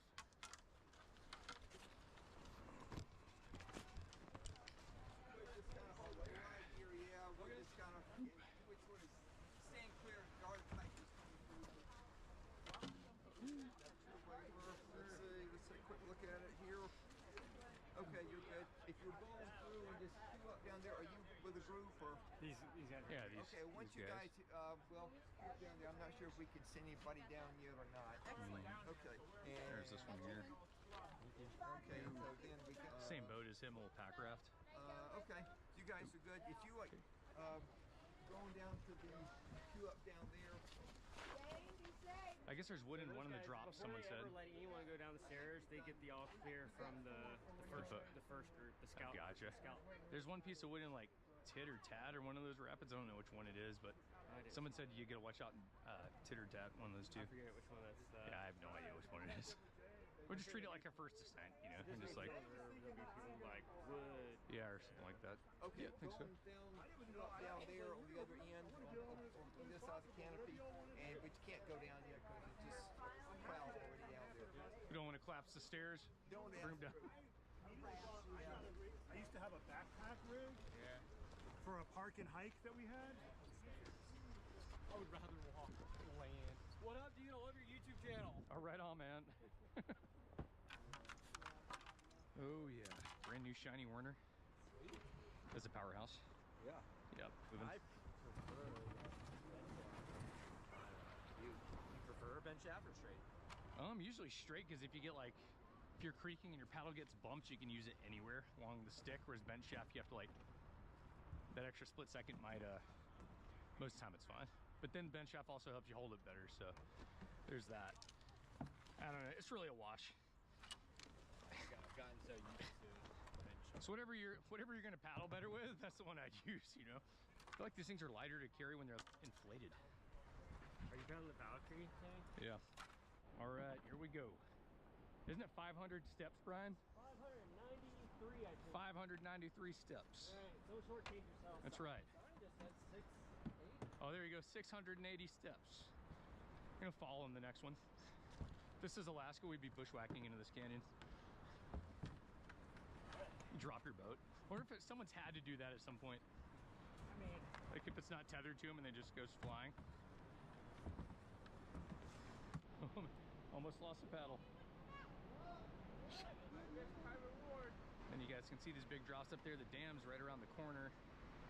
One of these is Hurricane Falls, I can't remember, but there's 2 big waterfalls upstream and they land on rocks, so that's why the put-in's not up there. That and the stairs aren't up there. But where we put in down here is like not far above the biggest rapid on the run. Almost there.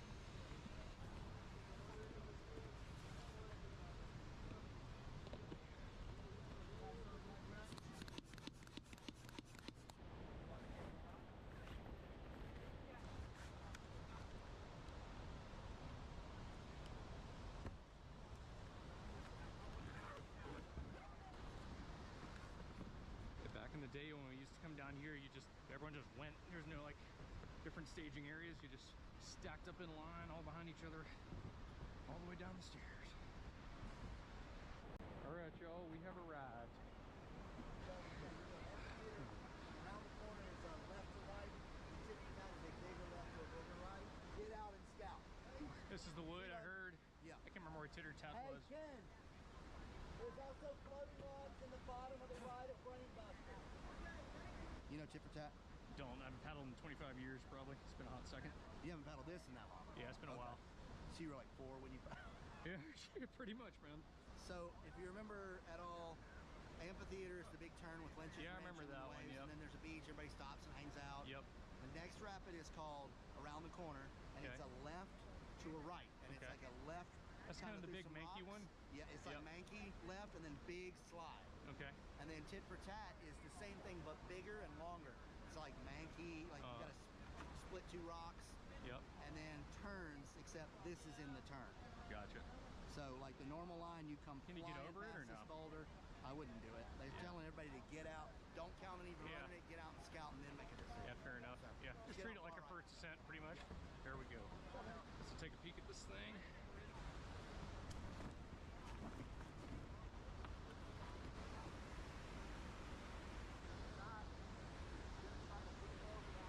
Yeah, that one would be painful. Oh yeah, that's a lot of water there. Yep. All right, y'all, we have arrived at the base of Tallulah Gorge. That's why there's a line, there's a ramp that would fit 2 boats. So you launch in right there and you get your first drop right here. Sure, the scope room makes it look like nothing, but the only bad thing that ever happened on Tallulah happened right there. Like flipped over and hit my head and took a big punch to the helmet, big chunk out of it. But we're not gonna do that today. Let's stay upright and go right down the center. What you say, man? Oh, looking forward to it. Beautiful day. Ryan's got a dry suit and a dry top on right now. How do you bust your gas when you're not willing to snot kayak? Yeah, his neck gasket's bad, so he had to put like a dry top over his dry suit. Pretty good. When's the last time you paddled this? Last spring. Looks like he's launching the eddy down there. Yeah, no, just the first start rock to the left of that, the second one just to the left of that. There's definitely a rock right there. Like, see, it's in the middle of that, what you think would be a smooth slide. Oh, like that.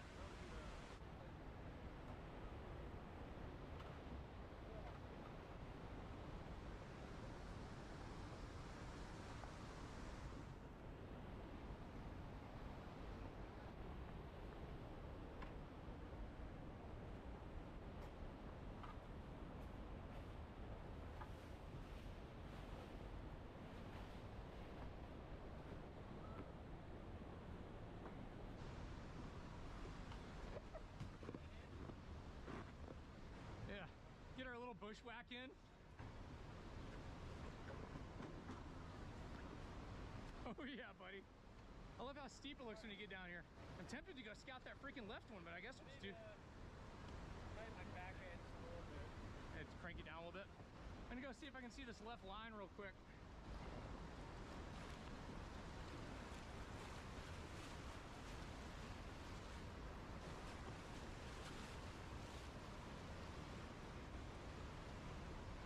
I don't know, we could either go to that right line or go to this one. I'm tempted just to try this one.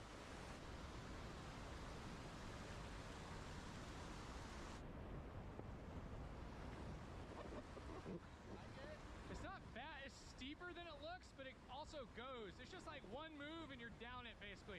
Drive towards the right wall and it's like a steep, like really steep 8-foot slide and just kind of fans out at the bottom. So it's either that or you bounce down that one. It's probably an 8-foot tall like ramp, like 45-degree ramp.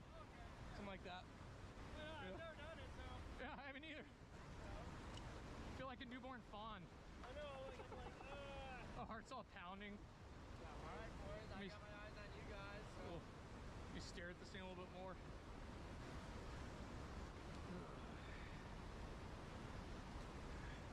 Good? All right, give it a slide.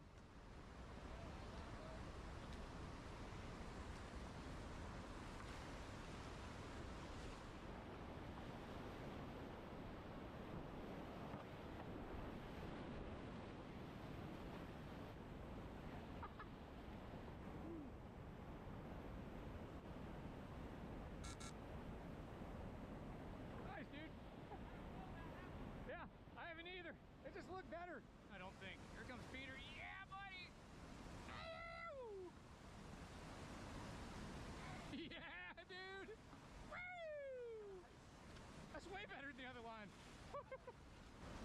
Yeah, we didn't see you, so we're like, Oh yeah, the bottom. This is like the 6-foot booth or something, right? Yeah. I'll get out and film you guys in this one really quick. I'm gonna film you all on this one, Peter. This is like a 6-foot, like, or 8-foot booth or something.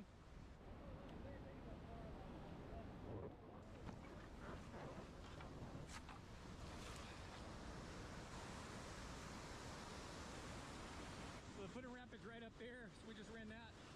There's the next one right here.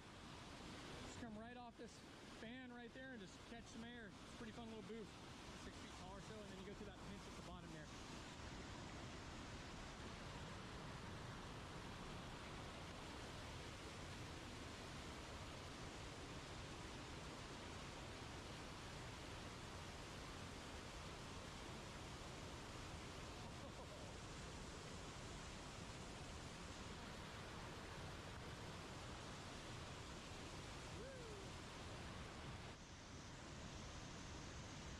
Just a big fat boost stroke and just fly.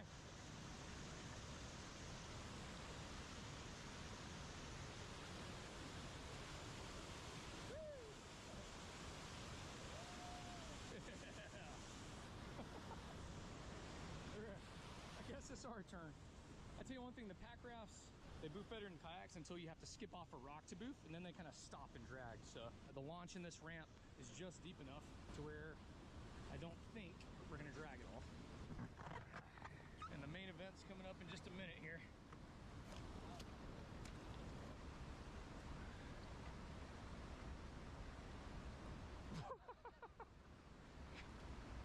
Huh. I don't know, just go left of that. Yeah. Yeah, they're falling off the right side. Yeah, they're going off the right side of the whale tail on purpose. Yeah, that's like a 4-foot wide ramp. You'll see it. Oh yeah, you do. Yeah, me neither. I don't know what this one's called. Let's do it though.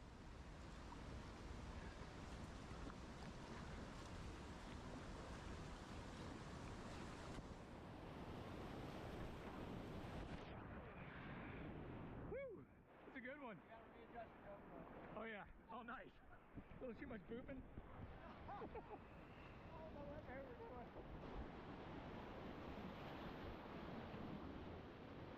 All right, here we go, y'all. This is where the river drops off the face of the planet. This is Oceania. get out, check some lines out, and pick a run. You getting in it? Good stuff. Oh yeah, dude. Oh yeah. The sun's nice. It's a little class 2 slide here. Yeah, What we got? just a little like class 2, Yeah. 2.5 slide. Nothing to be worried about.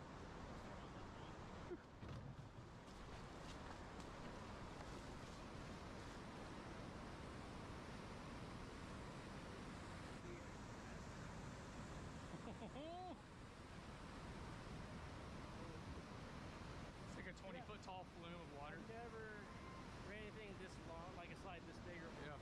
What do you think? It's a big one. So here we have Oceana. This is the largest single rapid on the river. I know what you call it, definitely class 5 for sure. And about 3/4 of the way down, maybe 5/6 of the way down, there's this thing called the Thing. It's basically, when the water's off, there's like a 2-foot rock ledge all the way across the slide right there, and it stops all the water and sprays it up in the air. You do not want to go straight into that, you will break your ankles. You have to point to the left of it and just slide right beside it. Several different lines, no straightforward lines down this left flume where this guy's about to go.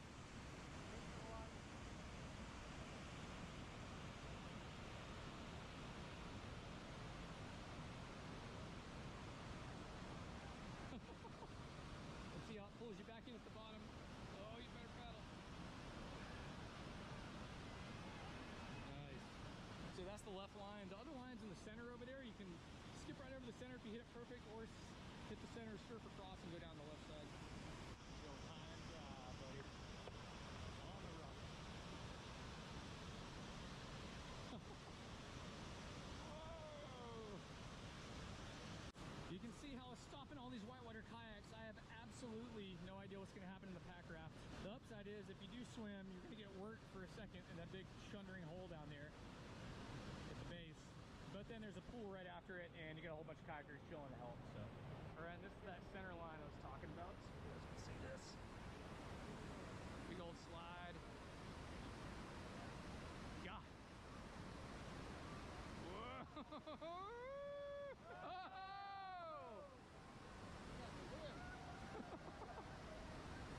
That was a crazy one. Couldn't tell if you meant to do that or not. All right. Might have a sportier line here. Let's see. Oh. Oh no. Okay.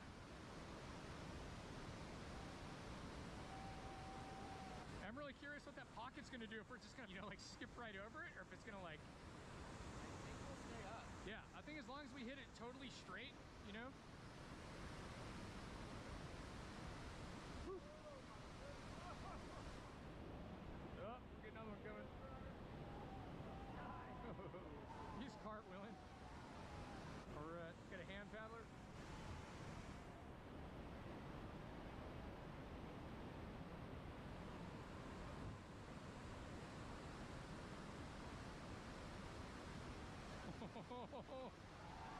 Oh no, we lost one. Oh yeah, it's good. Nice. Pretty entertaining place to hang out.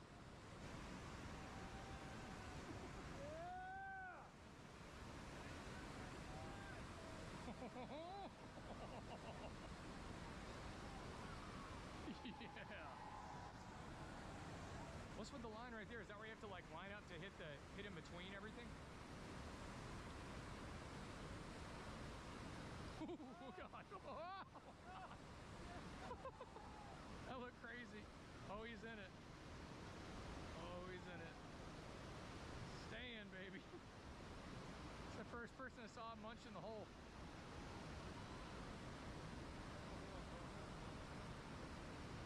I want to go after I see a clean line. Yeah, exactly. The raft looks like so much fun.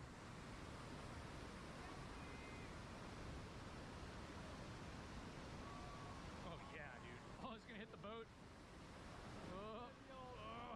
The raft would come when the kayak's in the hole.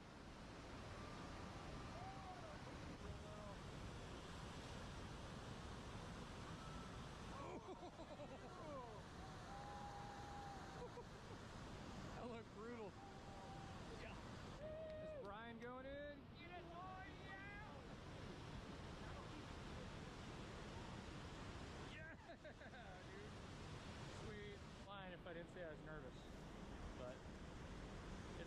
it's like a healthy fear. It's hard to explain. It's like an okay feeling nervousness. Man.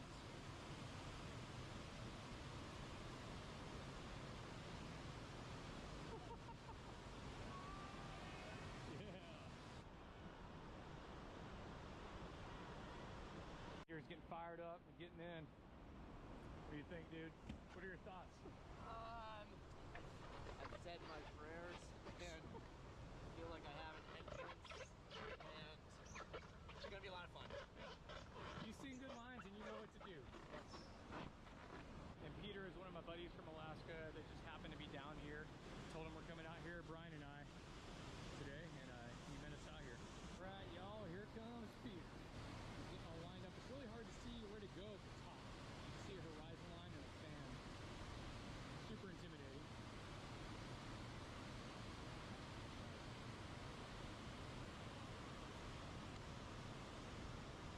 Oh, man.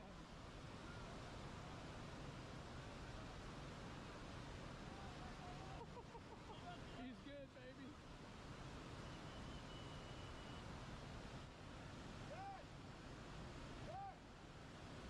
Yeah, bud. All right. It's encouraging for me. Hey, this is Packrat First D. I was asking if anyone's seen one. I haven't talked to anyone that has one. Definitely the first time I've seen them out here. I guess it's a good idea. All right, y'all, here we go.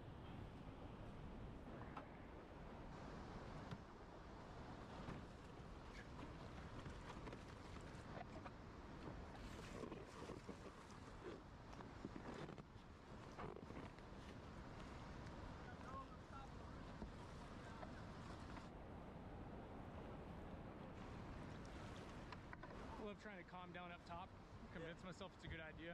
The thing about sequence, what you gotta do. Yep. Come in left, time, hit the blast, time, stroke. Yep. It's like not pretty even much just, yeah, it's not even a boost stroke, though. You just sliding pretty much at one. Oh, you want to get a boost stroke over the bottom hole. Oh yeah, for sure down there. Yeah. You get like a little baby lefty in or something usually, or not? Yeah, I just take a left. Yeah. I just take a left at the bottom.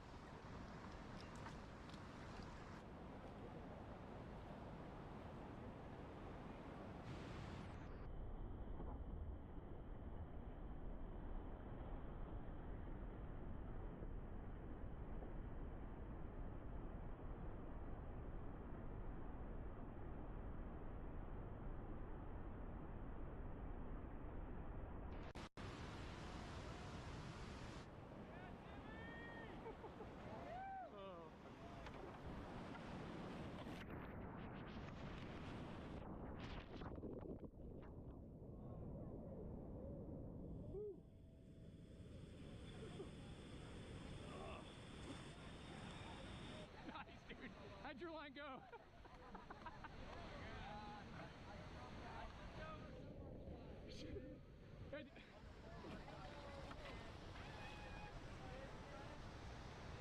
All right, y'all. Tweak my shoulder just a little bit, but not bad. Let's go check out some lines. Looks way bigger down here.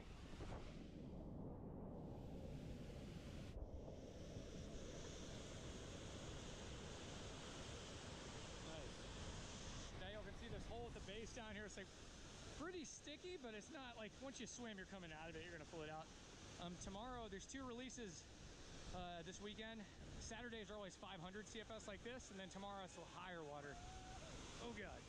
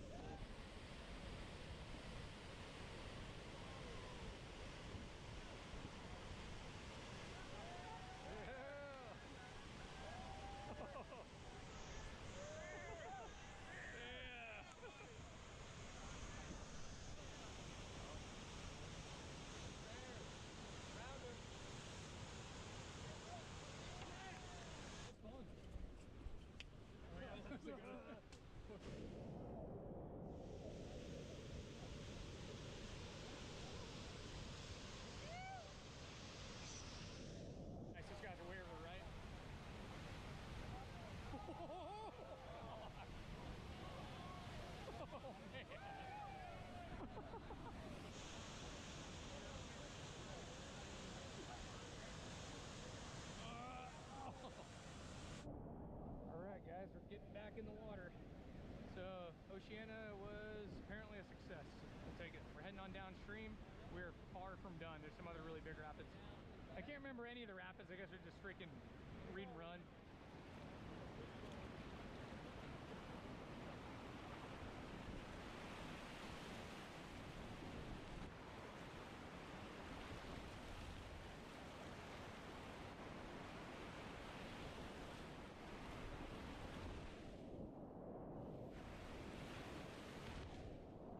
It looks insane back there. Like you just came down that. Yeah, this would get run all the time if the dam went. Woo! Oh, what we got here, boy?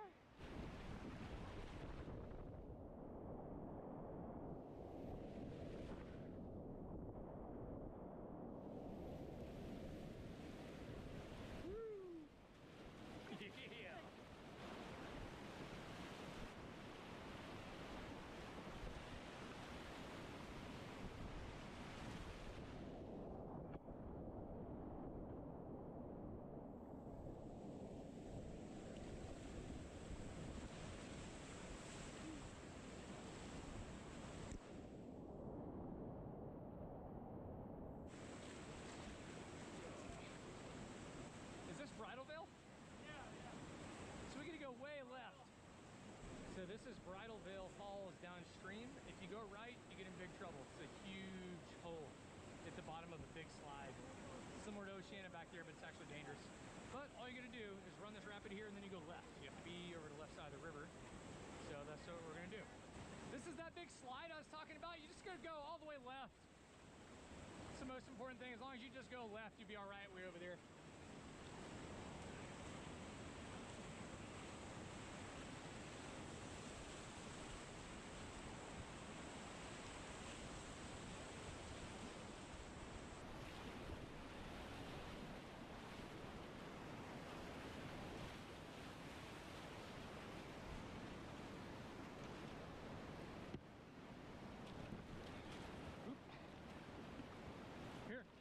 Grab my stern, dude.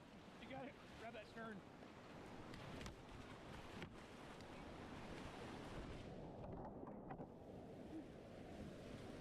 All right, you're good.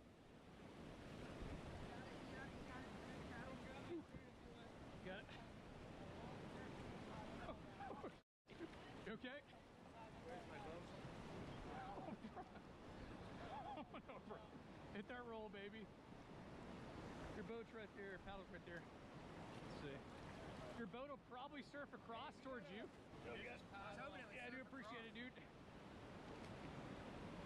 They should surf across, I think. Eventually. Maybe once. Little pocket right there. Well, that sucks. That little pocket right there got him. I never seen anyone swim the right side down there. It'd be like you could go for a ride, probably. Oh, I would not want to swim yeah.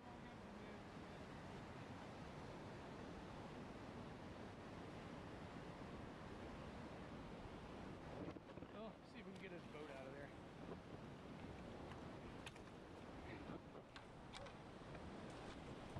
That sucks. Might be able to get it with a throw bag and a rock.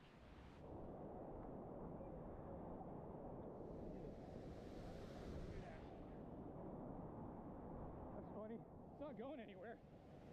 You can't see it's the right side. It'd be hard to get over there, but if you swim in that bottom right side, it's like a giant hole. You have to find like a rock.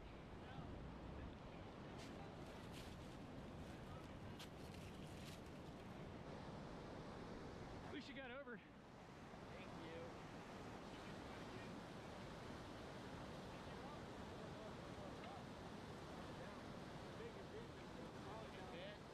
Just barely.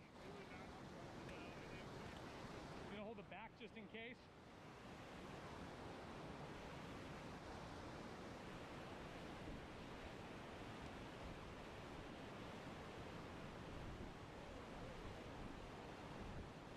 If it filled with water, it'd probably come over here. Ah. Be a fun one to swim out there and get it.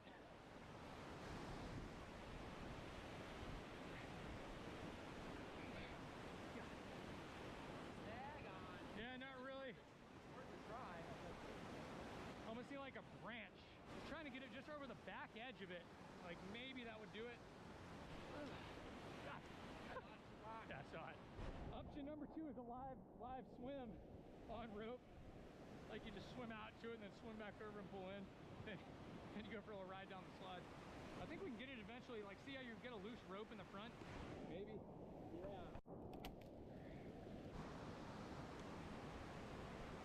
Oh, is it moving around? It just spun around a bunch. We could try a floating stick towards it. You want to grab the end of your line again? Just in case.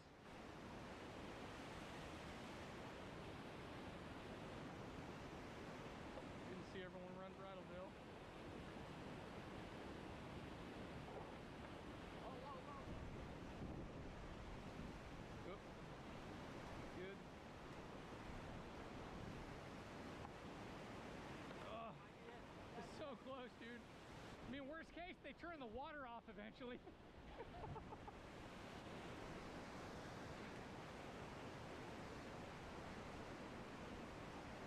Oh, that grabbed it a little bit. That was close. I think that's going to be the move.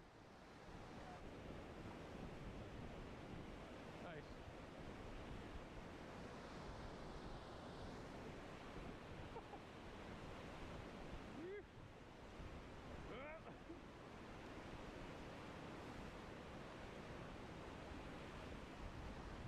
It's a tricky one.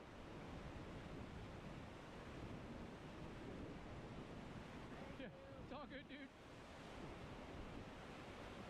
Ah.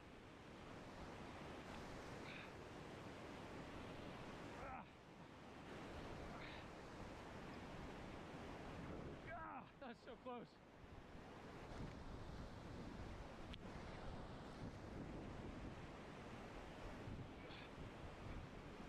I mean, eventually it'll come over. Everyone's watching from the gorge up there.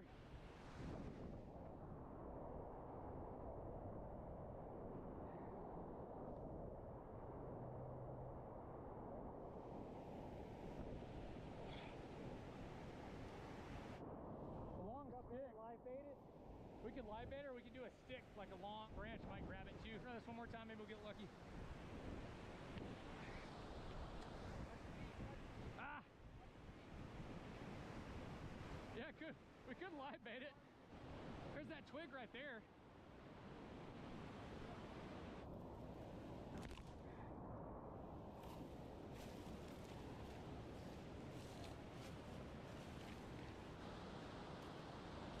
This might be long enough to get it, maybe. We keep it intact.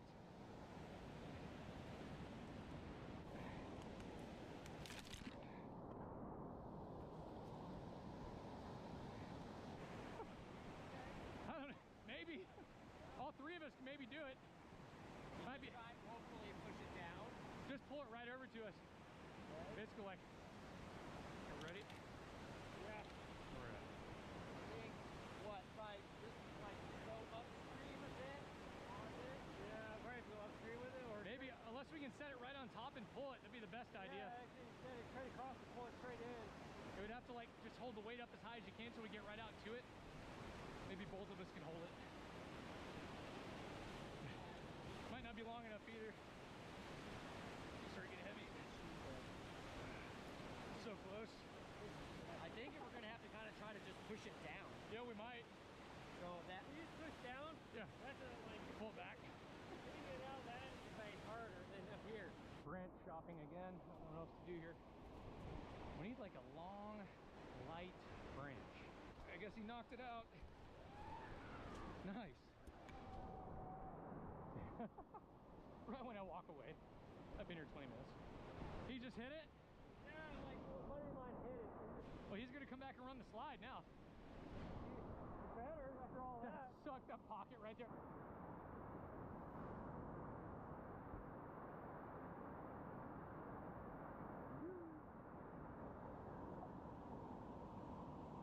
Too bad. Such a gentle little slide too, and then that happened.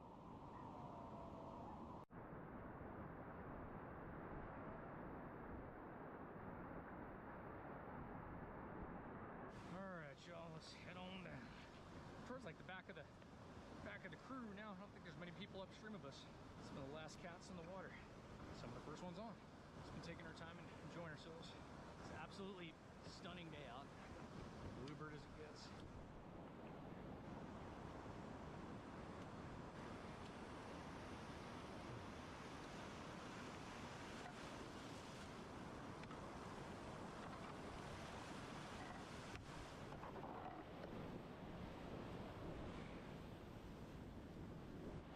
Nice. That was fun. It's that stupid little pocket that got you up top. I kind of had a feeling. I was like, well, what if I swim above it? I think what got you, you dropped off it kind of like sideways instead of T-bone, you know, the wave, and it just hit your side. One more guy. You see how sticky that hole is way over there? It's like a crazy back draw into it. So you guys can see at the bottom of Bridalveil, there's like, this is called a hole. It sucks back upstream.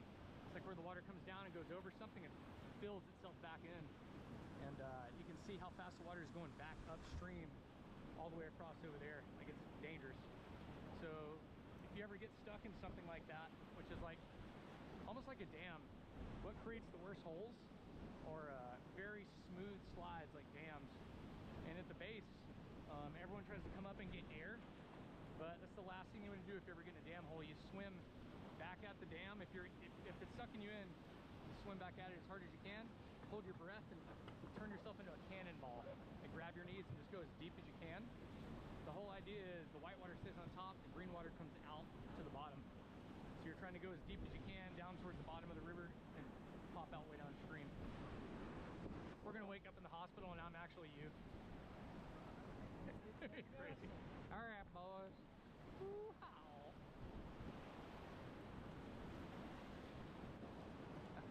Peter's doing awesome, dude. Sure, it's intimidating being down in here.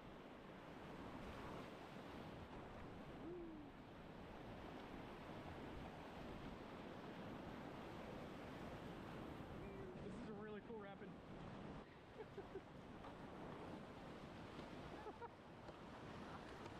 Yeah. Zoom plume.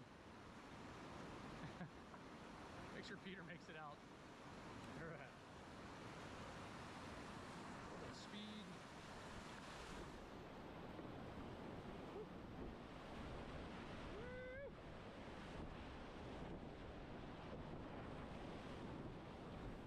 Nice. That looked good.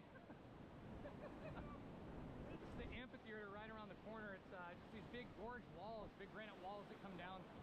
Really beautiful spot. Man, it feels good to be paddling again. What's the move? I can't remember. So I think if I remember, I wanted to come up here, move, and then you can just stick to the right. I gotcha. Just Boulder Garden. Nice. That looks good. Yeah, I'm gonna drive left off of it. There's the very far right side has like a piton rock. I'm gonna point my bow like slightly left and like drive left off of it. Yeah, then you'll T-bone it better. Kind of like start right and drive left.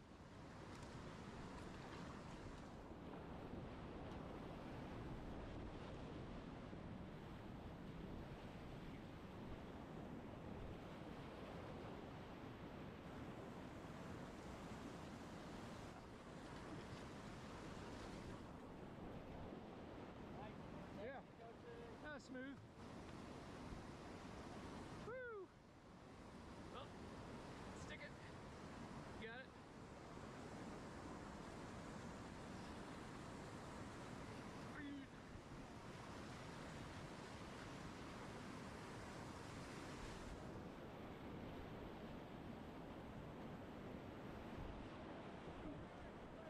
Got him, Brian.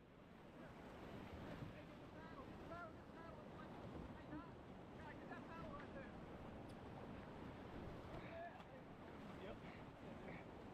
Oh, it sucks. Get it? I got it. I can paddle with it. Oh, that sucks. He made it over the main drop. No, we got us boat in the paddle. And it dropped. Yeah. I think he just panicked on that roll. He knew the rocks were coming and tried to get up too quick. That's a shame because he had the main drop. Yeah, he was fine on it. And he's like, it's almost like he like relaxed. I was so nervous. He was like, yeah. thought it was going to rock. What's up? No, he knows. I think he knew he was dropping into that and just missed that second roll, you know. Nice work, man. Oh, yeah, this worked out, right? All right. Let's give her.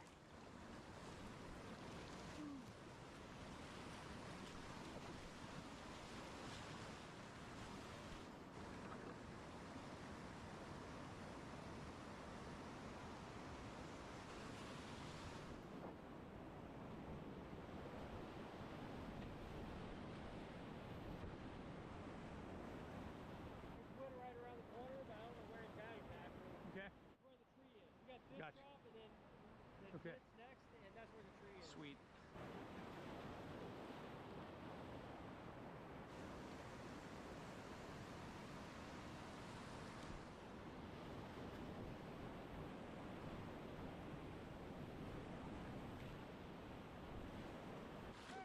So here's where the wood is. Somewhere down here. So I guess there's a log down here or a tree. I think it's on the left and you have to stay right of it. I could be wrong. I think it's that tree hanging down. Hey, Rick, you have to say right? I can see the tree branch shaking down there unless it's the wind. The one on the left. Maybe the Eddie hop it in the sea.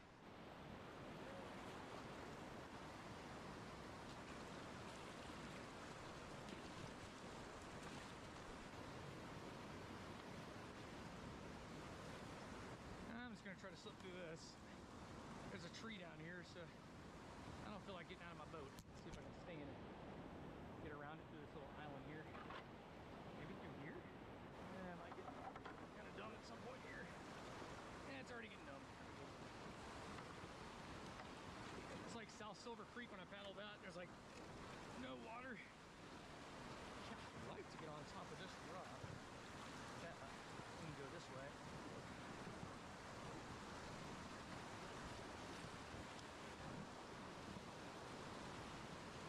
Just stay in my boat no matter what. Ooh, danger.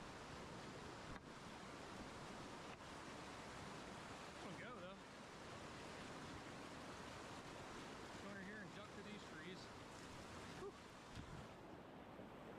Alright. I think I can maybe get through here. I'm gonna try it. Tim's sneak line. Tim's Tallulah Gorge sneak line. Looks like it goes.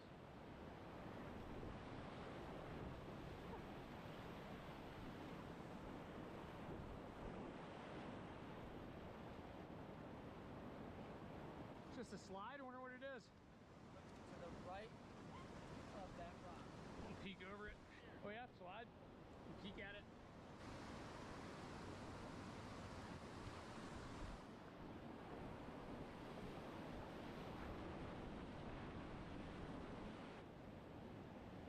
Nice. Whew. You guys got stuff for a Z-drag? Are y'all good?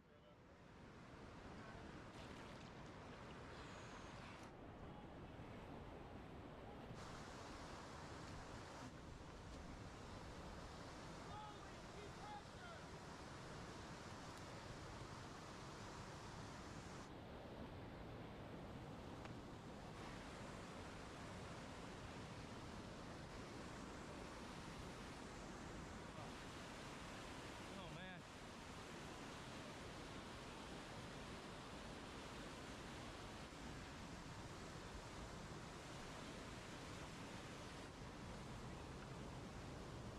Oh, thank you.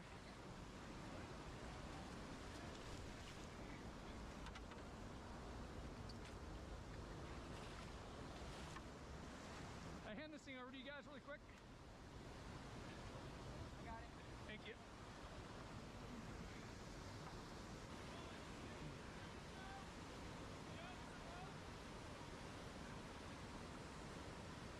All right, thank you.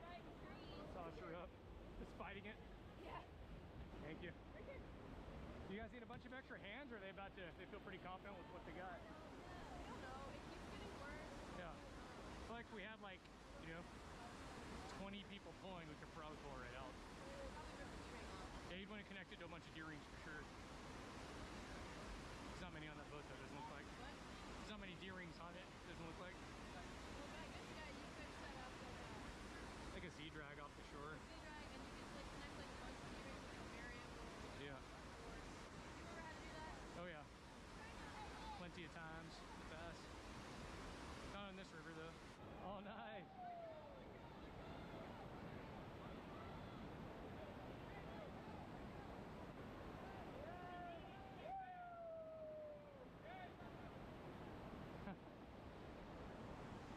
full show. All right, well, feel better about that. I don't think it's too much longer before they turn the river off. Yeah, like it's got to be getting close to 4 o'clock. Yeah. I think we have an hour. An hour?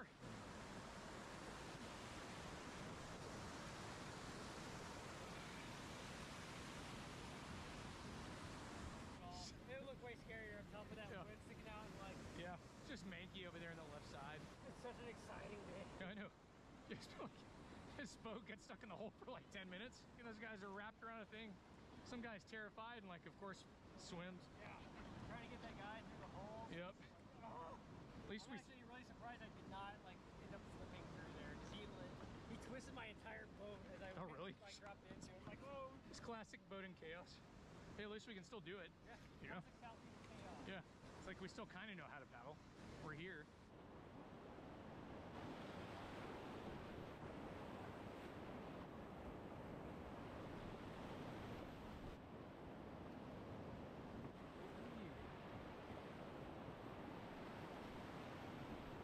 There's like a bunch of like shoals and slides.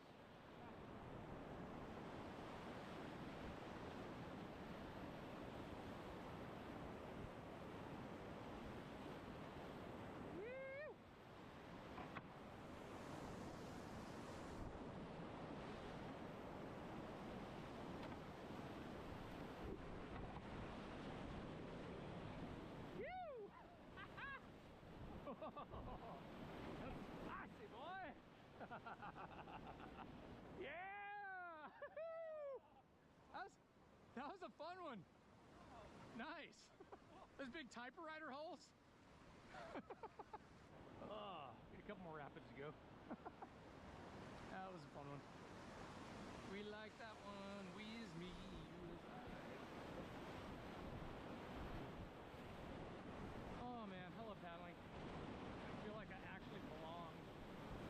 Not permanently, but temporarily. Here in the river. I really love just turning my boat at the right time and using the river to propel me to where I need to go. Believe it or not, actually, I didn't learn that kayaking. I learned that one as a raft guide. You just turn the big raft ahead of time, let it guide you where you need to go. It takes all the effort out of it.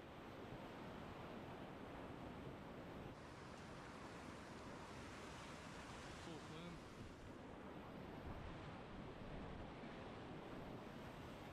I think you go left in this. It's like a slide. I just can't remember. Almost positive it's in the left half.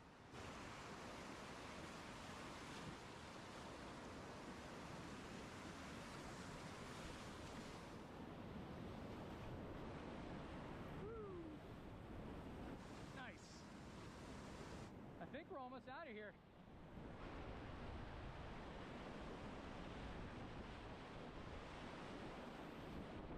And there is the powerhouse up there, y'all. That is usually they don't release water out of the dam, they divert it all, and it goes through some flume tubes, gigantic pipes, and it falls down the hill right there into the turbines here.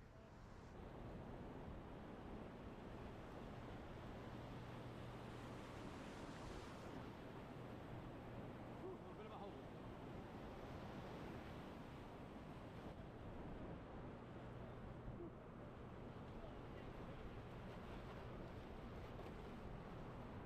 There's still a little bit of water in there because they haven't done a full release.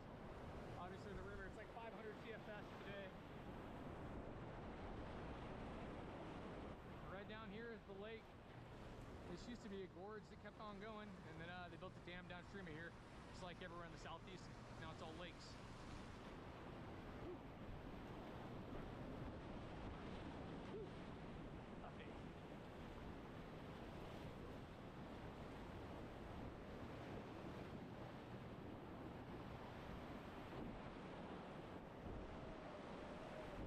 Yeah! Bam! Nice work, boys. Now we get a 50-mile-an-hour headwind. Holy. Nice work, dude. Nice work, man. Great success. Call him up in the cell here at 3 in the morning. My shoulder's gonna fall out already. Oh god, my shoulder's killing me. After rescuing that guy, My shoulder's just like, all right. You feeling it? I'm not. All right, y'all, successful. We have completed Tallulah Gorge. Everyone's alive and well. I'm pretty sure everyone had a good time. And now we'll get a 2 mile paddle out.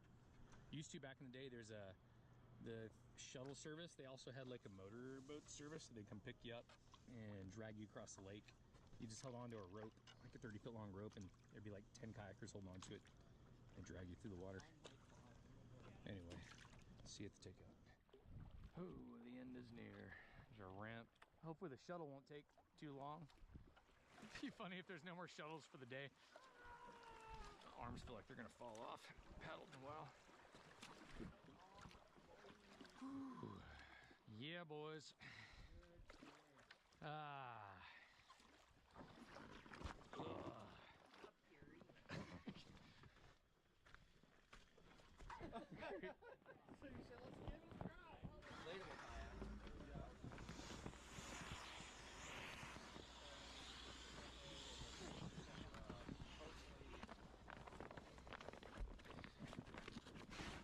Thanks for the lift, man. Yeah, of course. I can't believe it's so cheap up top. For like $5 to park, it's like a bargain. You get a shuttle and place to park and all. Yeah, I don't, you know, I've talked to a few people that are like, I don't know, I think we like it better without the shuttle. I'm like, really? Really? Are y'all insane? Yeah, Like, shuttle's pretty nice. You just go. You lost her mind. yeah, I was like, okay. Nice. You can jump back here too. Need to keep your seats dry and jump in the bed or whatever. Oh, no, I've got Good there. covers. Oh, nice. Whew. Leave all my layers on, stay warm. Oh man, I gotta get this. You just ripped the other one. I'm stuck. I'm stuck. That was pretty good. Oh, I thought you said you didn't put it on. No, I just had to get the Dry top over your dry suit. There's fire going for a second. Nice. Oh, so I put the dry top over the dry suit. All right, that stuff won't fly. None of that will fly out, right? Are we highway driving? No, but I just wanted to make sure nothing was loose enough. Solid back Should here. be pretty good as long as the paddle looks good. Sweet. Spit doing the left still maybe. Let me see if I can get through. Get 80-point turn. You just hit the trailer and push it. Yeah, I'll just push the trailer out of the way. Tears your fender off. I haven't seen that cage style kayaks. Yeah. Stack them high. Shuttle driver. It is so nice. This is wild, Ben. Yeah, thank you. Yeah, no problem. Thank Georgia Power. That you work for Georgia Power, or no? But they pay for it. Yeah, I was about to say they gotta be subsidizing this somehow if they have people come out and do all this. I wouldn't think $5 in the parking lot covers it. So what they were doing before was because of the dam construction work.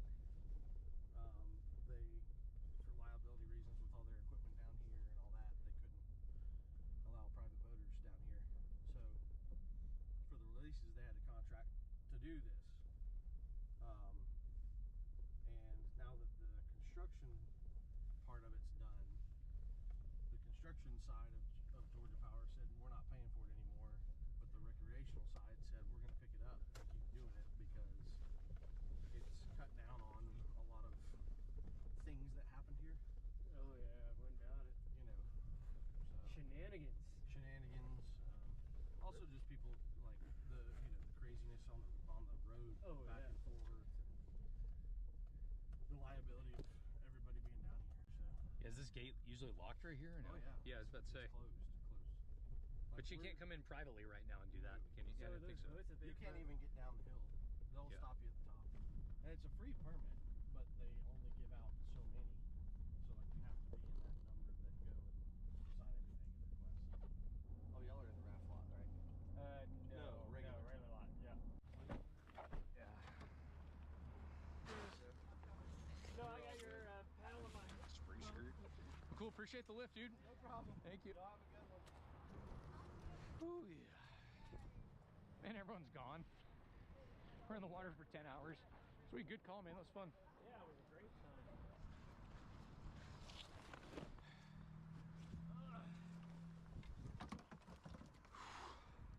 You sent Oceana. So epic, dude. That's such a giant rapid. Ugh. I've been paddling for the last 4 or 5. You used to do a little bit of whitewater kayaking too, didn't you? I thought, or no? Yeah, I mean, in '98, my birthday present was a kayak in New Zealand. Nice. Oh, in New Zealand? Yeah. Oh, didn't know that. Only 2 people tried to break into your van while we were gone. Oh, cool. It was Lindsay. Yeah, Lindsay was watching it for you. I was about to say, I didn't even think about it. You could have totally like just chilled in there on the couch and taken a nap. It's cool. Like watching movies. It was fine. I Could was have cooked playing food. on my phone and stuff. But Damn. yeah, I was thinking you might want to get like a video something if you don't have it already. Of which one? Of just like a. Oh, camera? Yeah, I know I need to. Yeah, after I get, I mean, both those paddles were stolen. Yeah, people are a little too comfortable touching your. Yeah, yeah. Like one person was like picking up the side of your like sign, and Oh, yeah. I like shot up, and like he saw me with my phone, and he like really? did one of these and walked off. Oh, yeah. And then I recorded a different group because like they came up and they were. I'm trying to find what I need to do on customs again. And they acted like they were just like inspecting your. But like they came up and they were messing with this and they were touching it. And then when they saw me like sit up with my phone, they just went around the side and they were just like. But I'm A just couple like. of old timers. Yeah, but the other one was like some. I've been young cooking and kid. people like walk up there and sit down and take pictures and stuff. I'm like, it's Tons of people were going by and take pictures, Yeah. and like they would wave and I'd wave back. I'm like, but I'm not patrolling Man. it. well, you're hired. Yeah. Security. Brian, you guys are coming with me. All right, Yeah, that was good. I'm That's down it. for adventures. You might want to get like a ring camera or something. Just Here's something. Like I got, Or even a big one. I said I got a game camera I could have brought Yeah. and be like, I'll give you guys 44s. I honestly wish I had a camera in 44 mag, like. Oh, This is great. yeah, it was great. Such Yeah. a fun time. Great success. Me? Yeah. Yeah, it's only my second day paddling in the southeast ever. You could run that in your decky, and I'm like, I don't think You could actually. They had the most fun. I like, forgot the where I maps was. and the Oh, duckies looked trading. super fun. And Yeah, then the maps make it look scary. Tess. Oh, it's actually character in You know, Tess. it's probably the easiest rapid in the run. Like it's the largest one. I was gonna say it looks the scariest, Yeah, it's the scariest for sure. but it looks fun. It was a good time. Whew.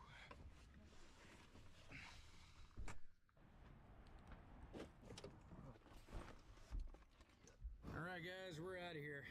Freaking awesome day. Pretty fired up on it. Heading on down the street. We're gonna go meet Brian, Lindsay for dinner really quick. I think Peter's rushing over there. Then I'm gonna head home and go see Pops after I put on this crazy steep hill here. It'll be really good to see him hang out in the mountains for a little bit. Get into some stuff. Here, task, and use the paid vehicle extract on ground Look zero. how steep this is. Can you tell my front bumper's like in a drag on the ground? And there's like no shoulder. Actually sketchy. Alright, Tallulah, until next time. I think we go up here. So we get some food. North, US 441 North. Heading off some dinner with the crew. Heading to Pop's cabin. We need to get there probably a couple hours from now. Probably not quite before dark, but it's all good. Absolutely beautiful evening out. Fall colors are really starting to change here, and Eden's folks are actually coming up here in a week or so to hang out with me and Eden and Pops, so that'd be cool.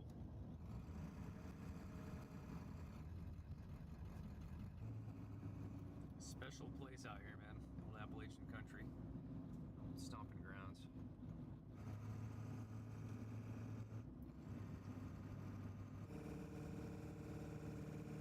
Hey, Look at how Onyx. steep these little mountains are around here. Appalachian trailhead right here. Anyhow, I'm gonna finish this drive. It's getting dark, and we will see you guys again soon. I'm so blind. I'm like, I can't see your name.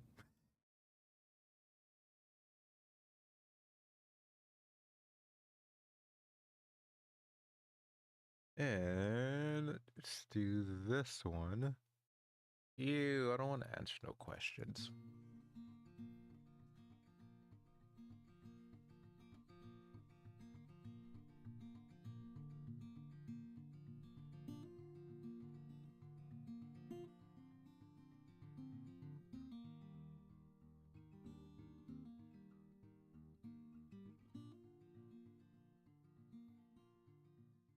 Top of the morning, kids. We're waking up here in the parking lot. Moved everything up to my front seat yesterday so we could actually sleep in here, but we're taking off. Today's the big day. heading to Burning Man. So we're gonna do some laundry, fill up our propane and diesel, gas, all that stuff, and we're on our way. About 300-ish mile drive to Reno. I'll spend the night there, wake up, go head into Burning Man tomorrow. So let's do it. It's good timing too, because there's some kind of forest fire going on. It woke Eden up last night. You could smell it sucking the smoke into the camper, so probably a good thing to be moving on from here.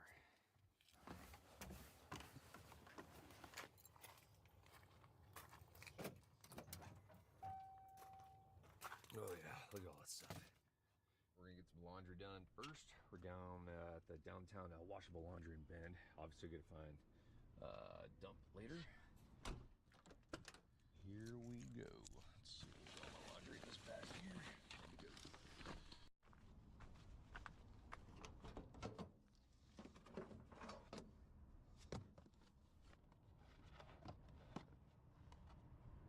Some pod action.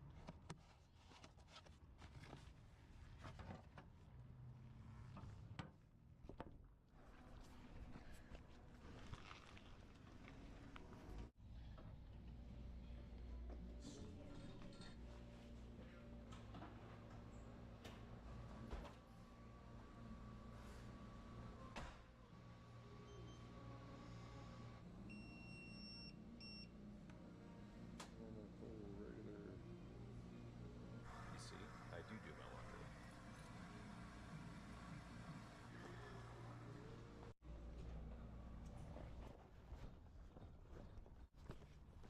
The cool little bump side. I think it's a bump side.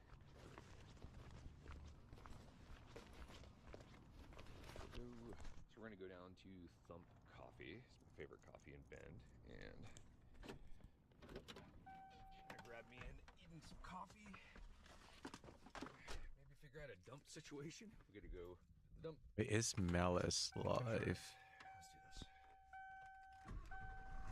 This truck's like actually reliable now. Knock on wood. When somebody contacts our law firm after hours or even during business hours, we wanted to send them a text message right away, letting them know that we got their message. Can't do that through many phone systems. It boosted our sales. No, he's people are offline. looking for Oof. help at 9 p.m. We want to make sure that they still get a message at 9 p.m. so they stop looking at other competitors.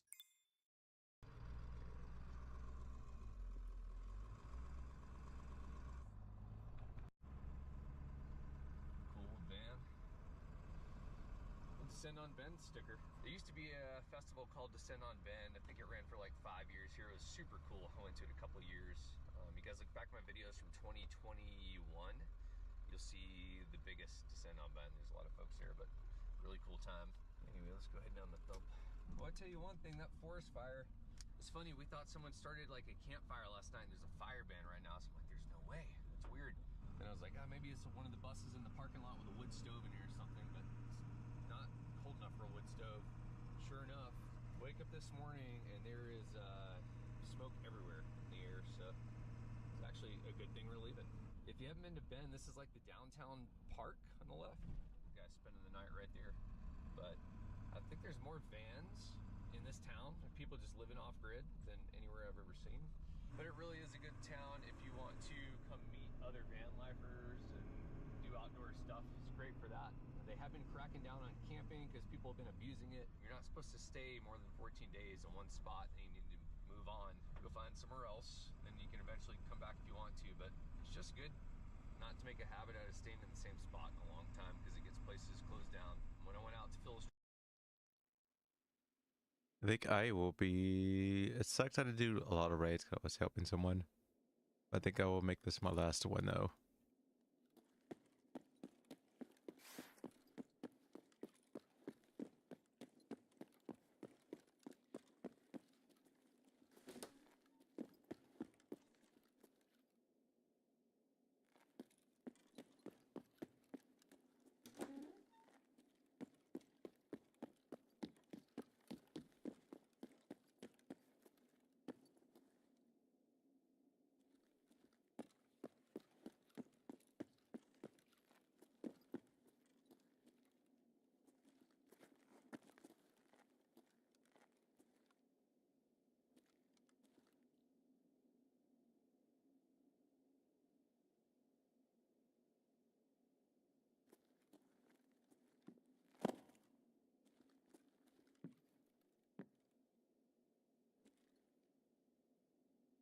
bar is there?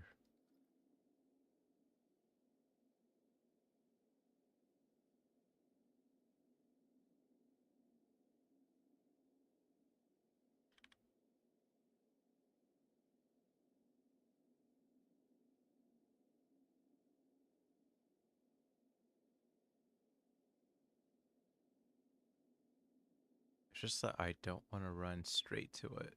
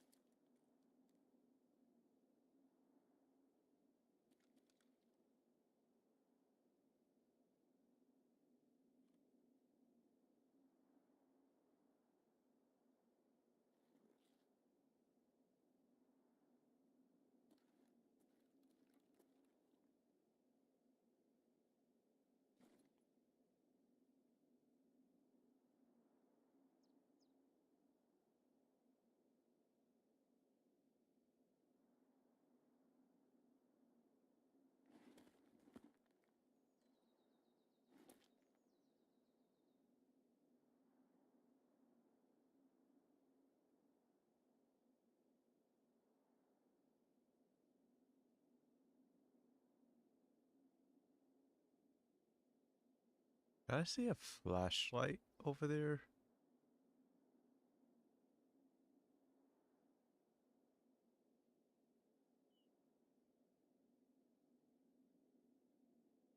So now there's 2 spawns over there near Irma Common inside the parking lot.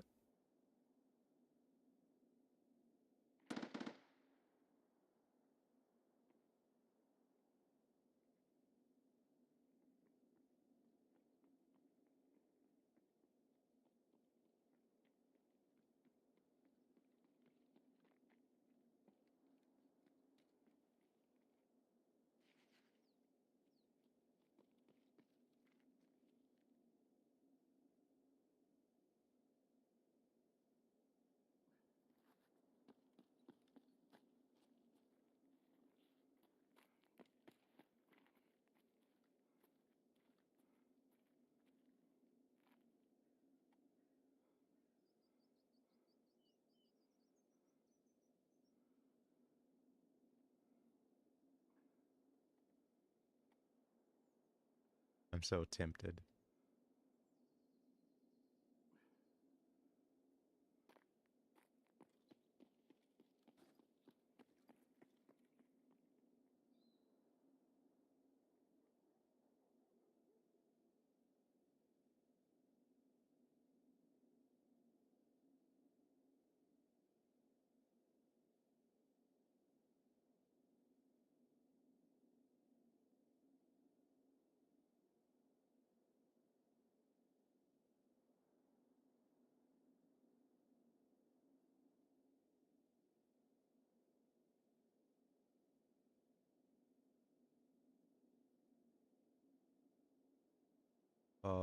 Audio.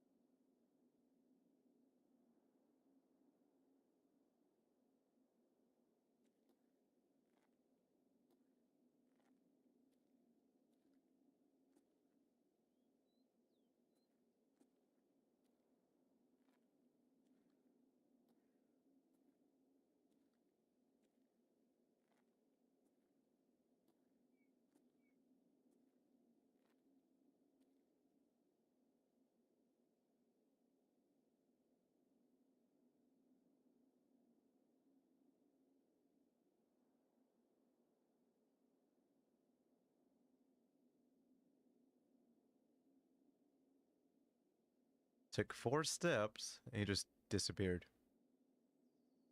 All audio is gone.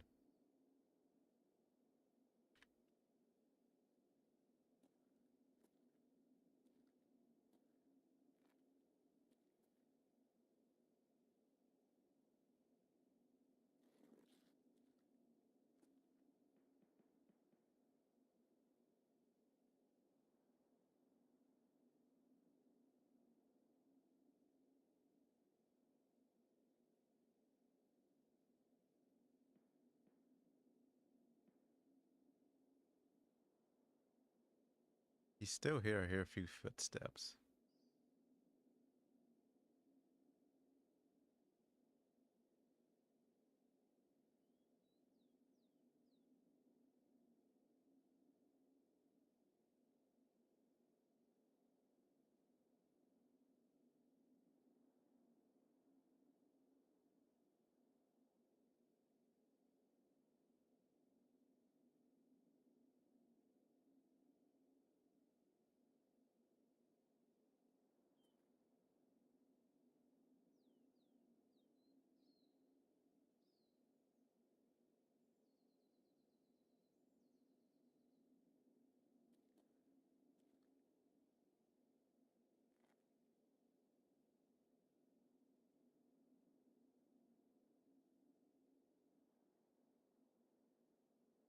I just want the car. I just didn't want to run immediately to it.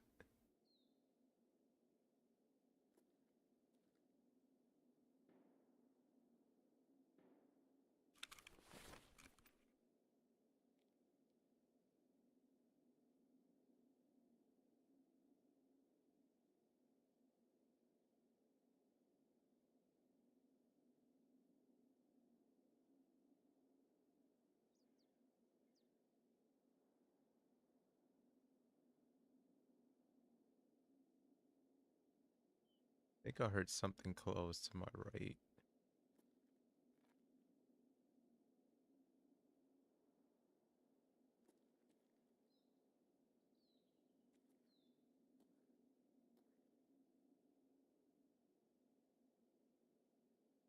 That's all I want.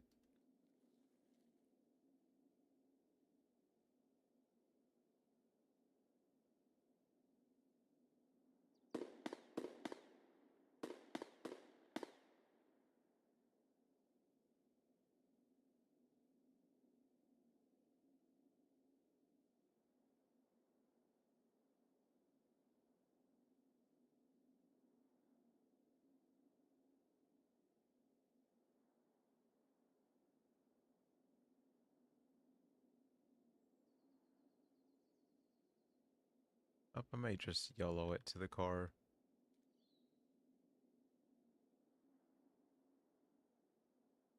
To scavs.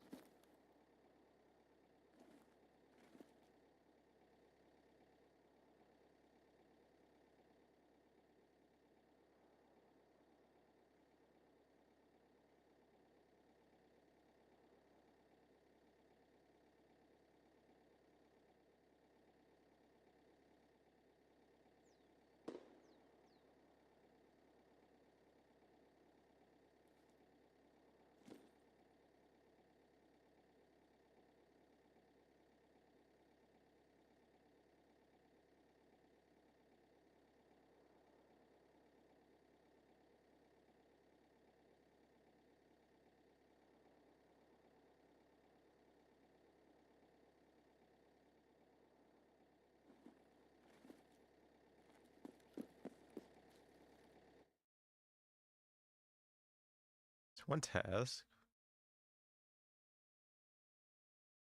I just did not want to do this in a different round. Sucks I was gone for like an hour and a half.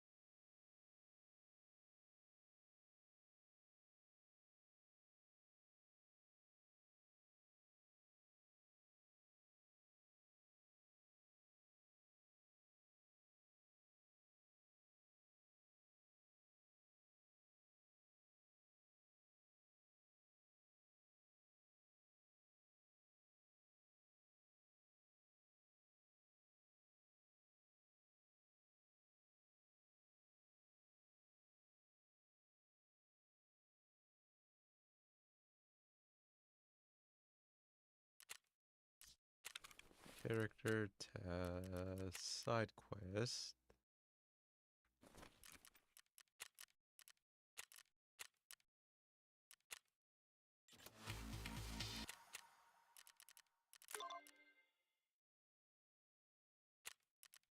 PvP zone.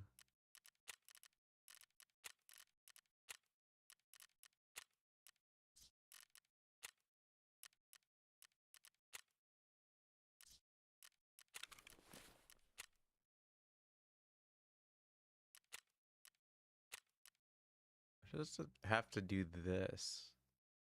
So I think side quest, I changed it to I don't need to do this towards Kappa, I believe.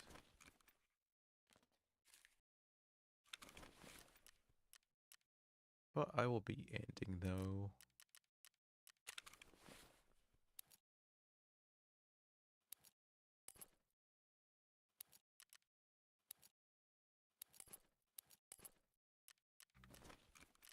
But I hope you have a great one. Wait, what is this little playback thingy?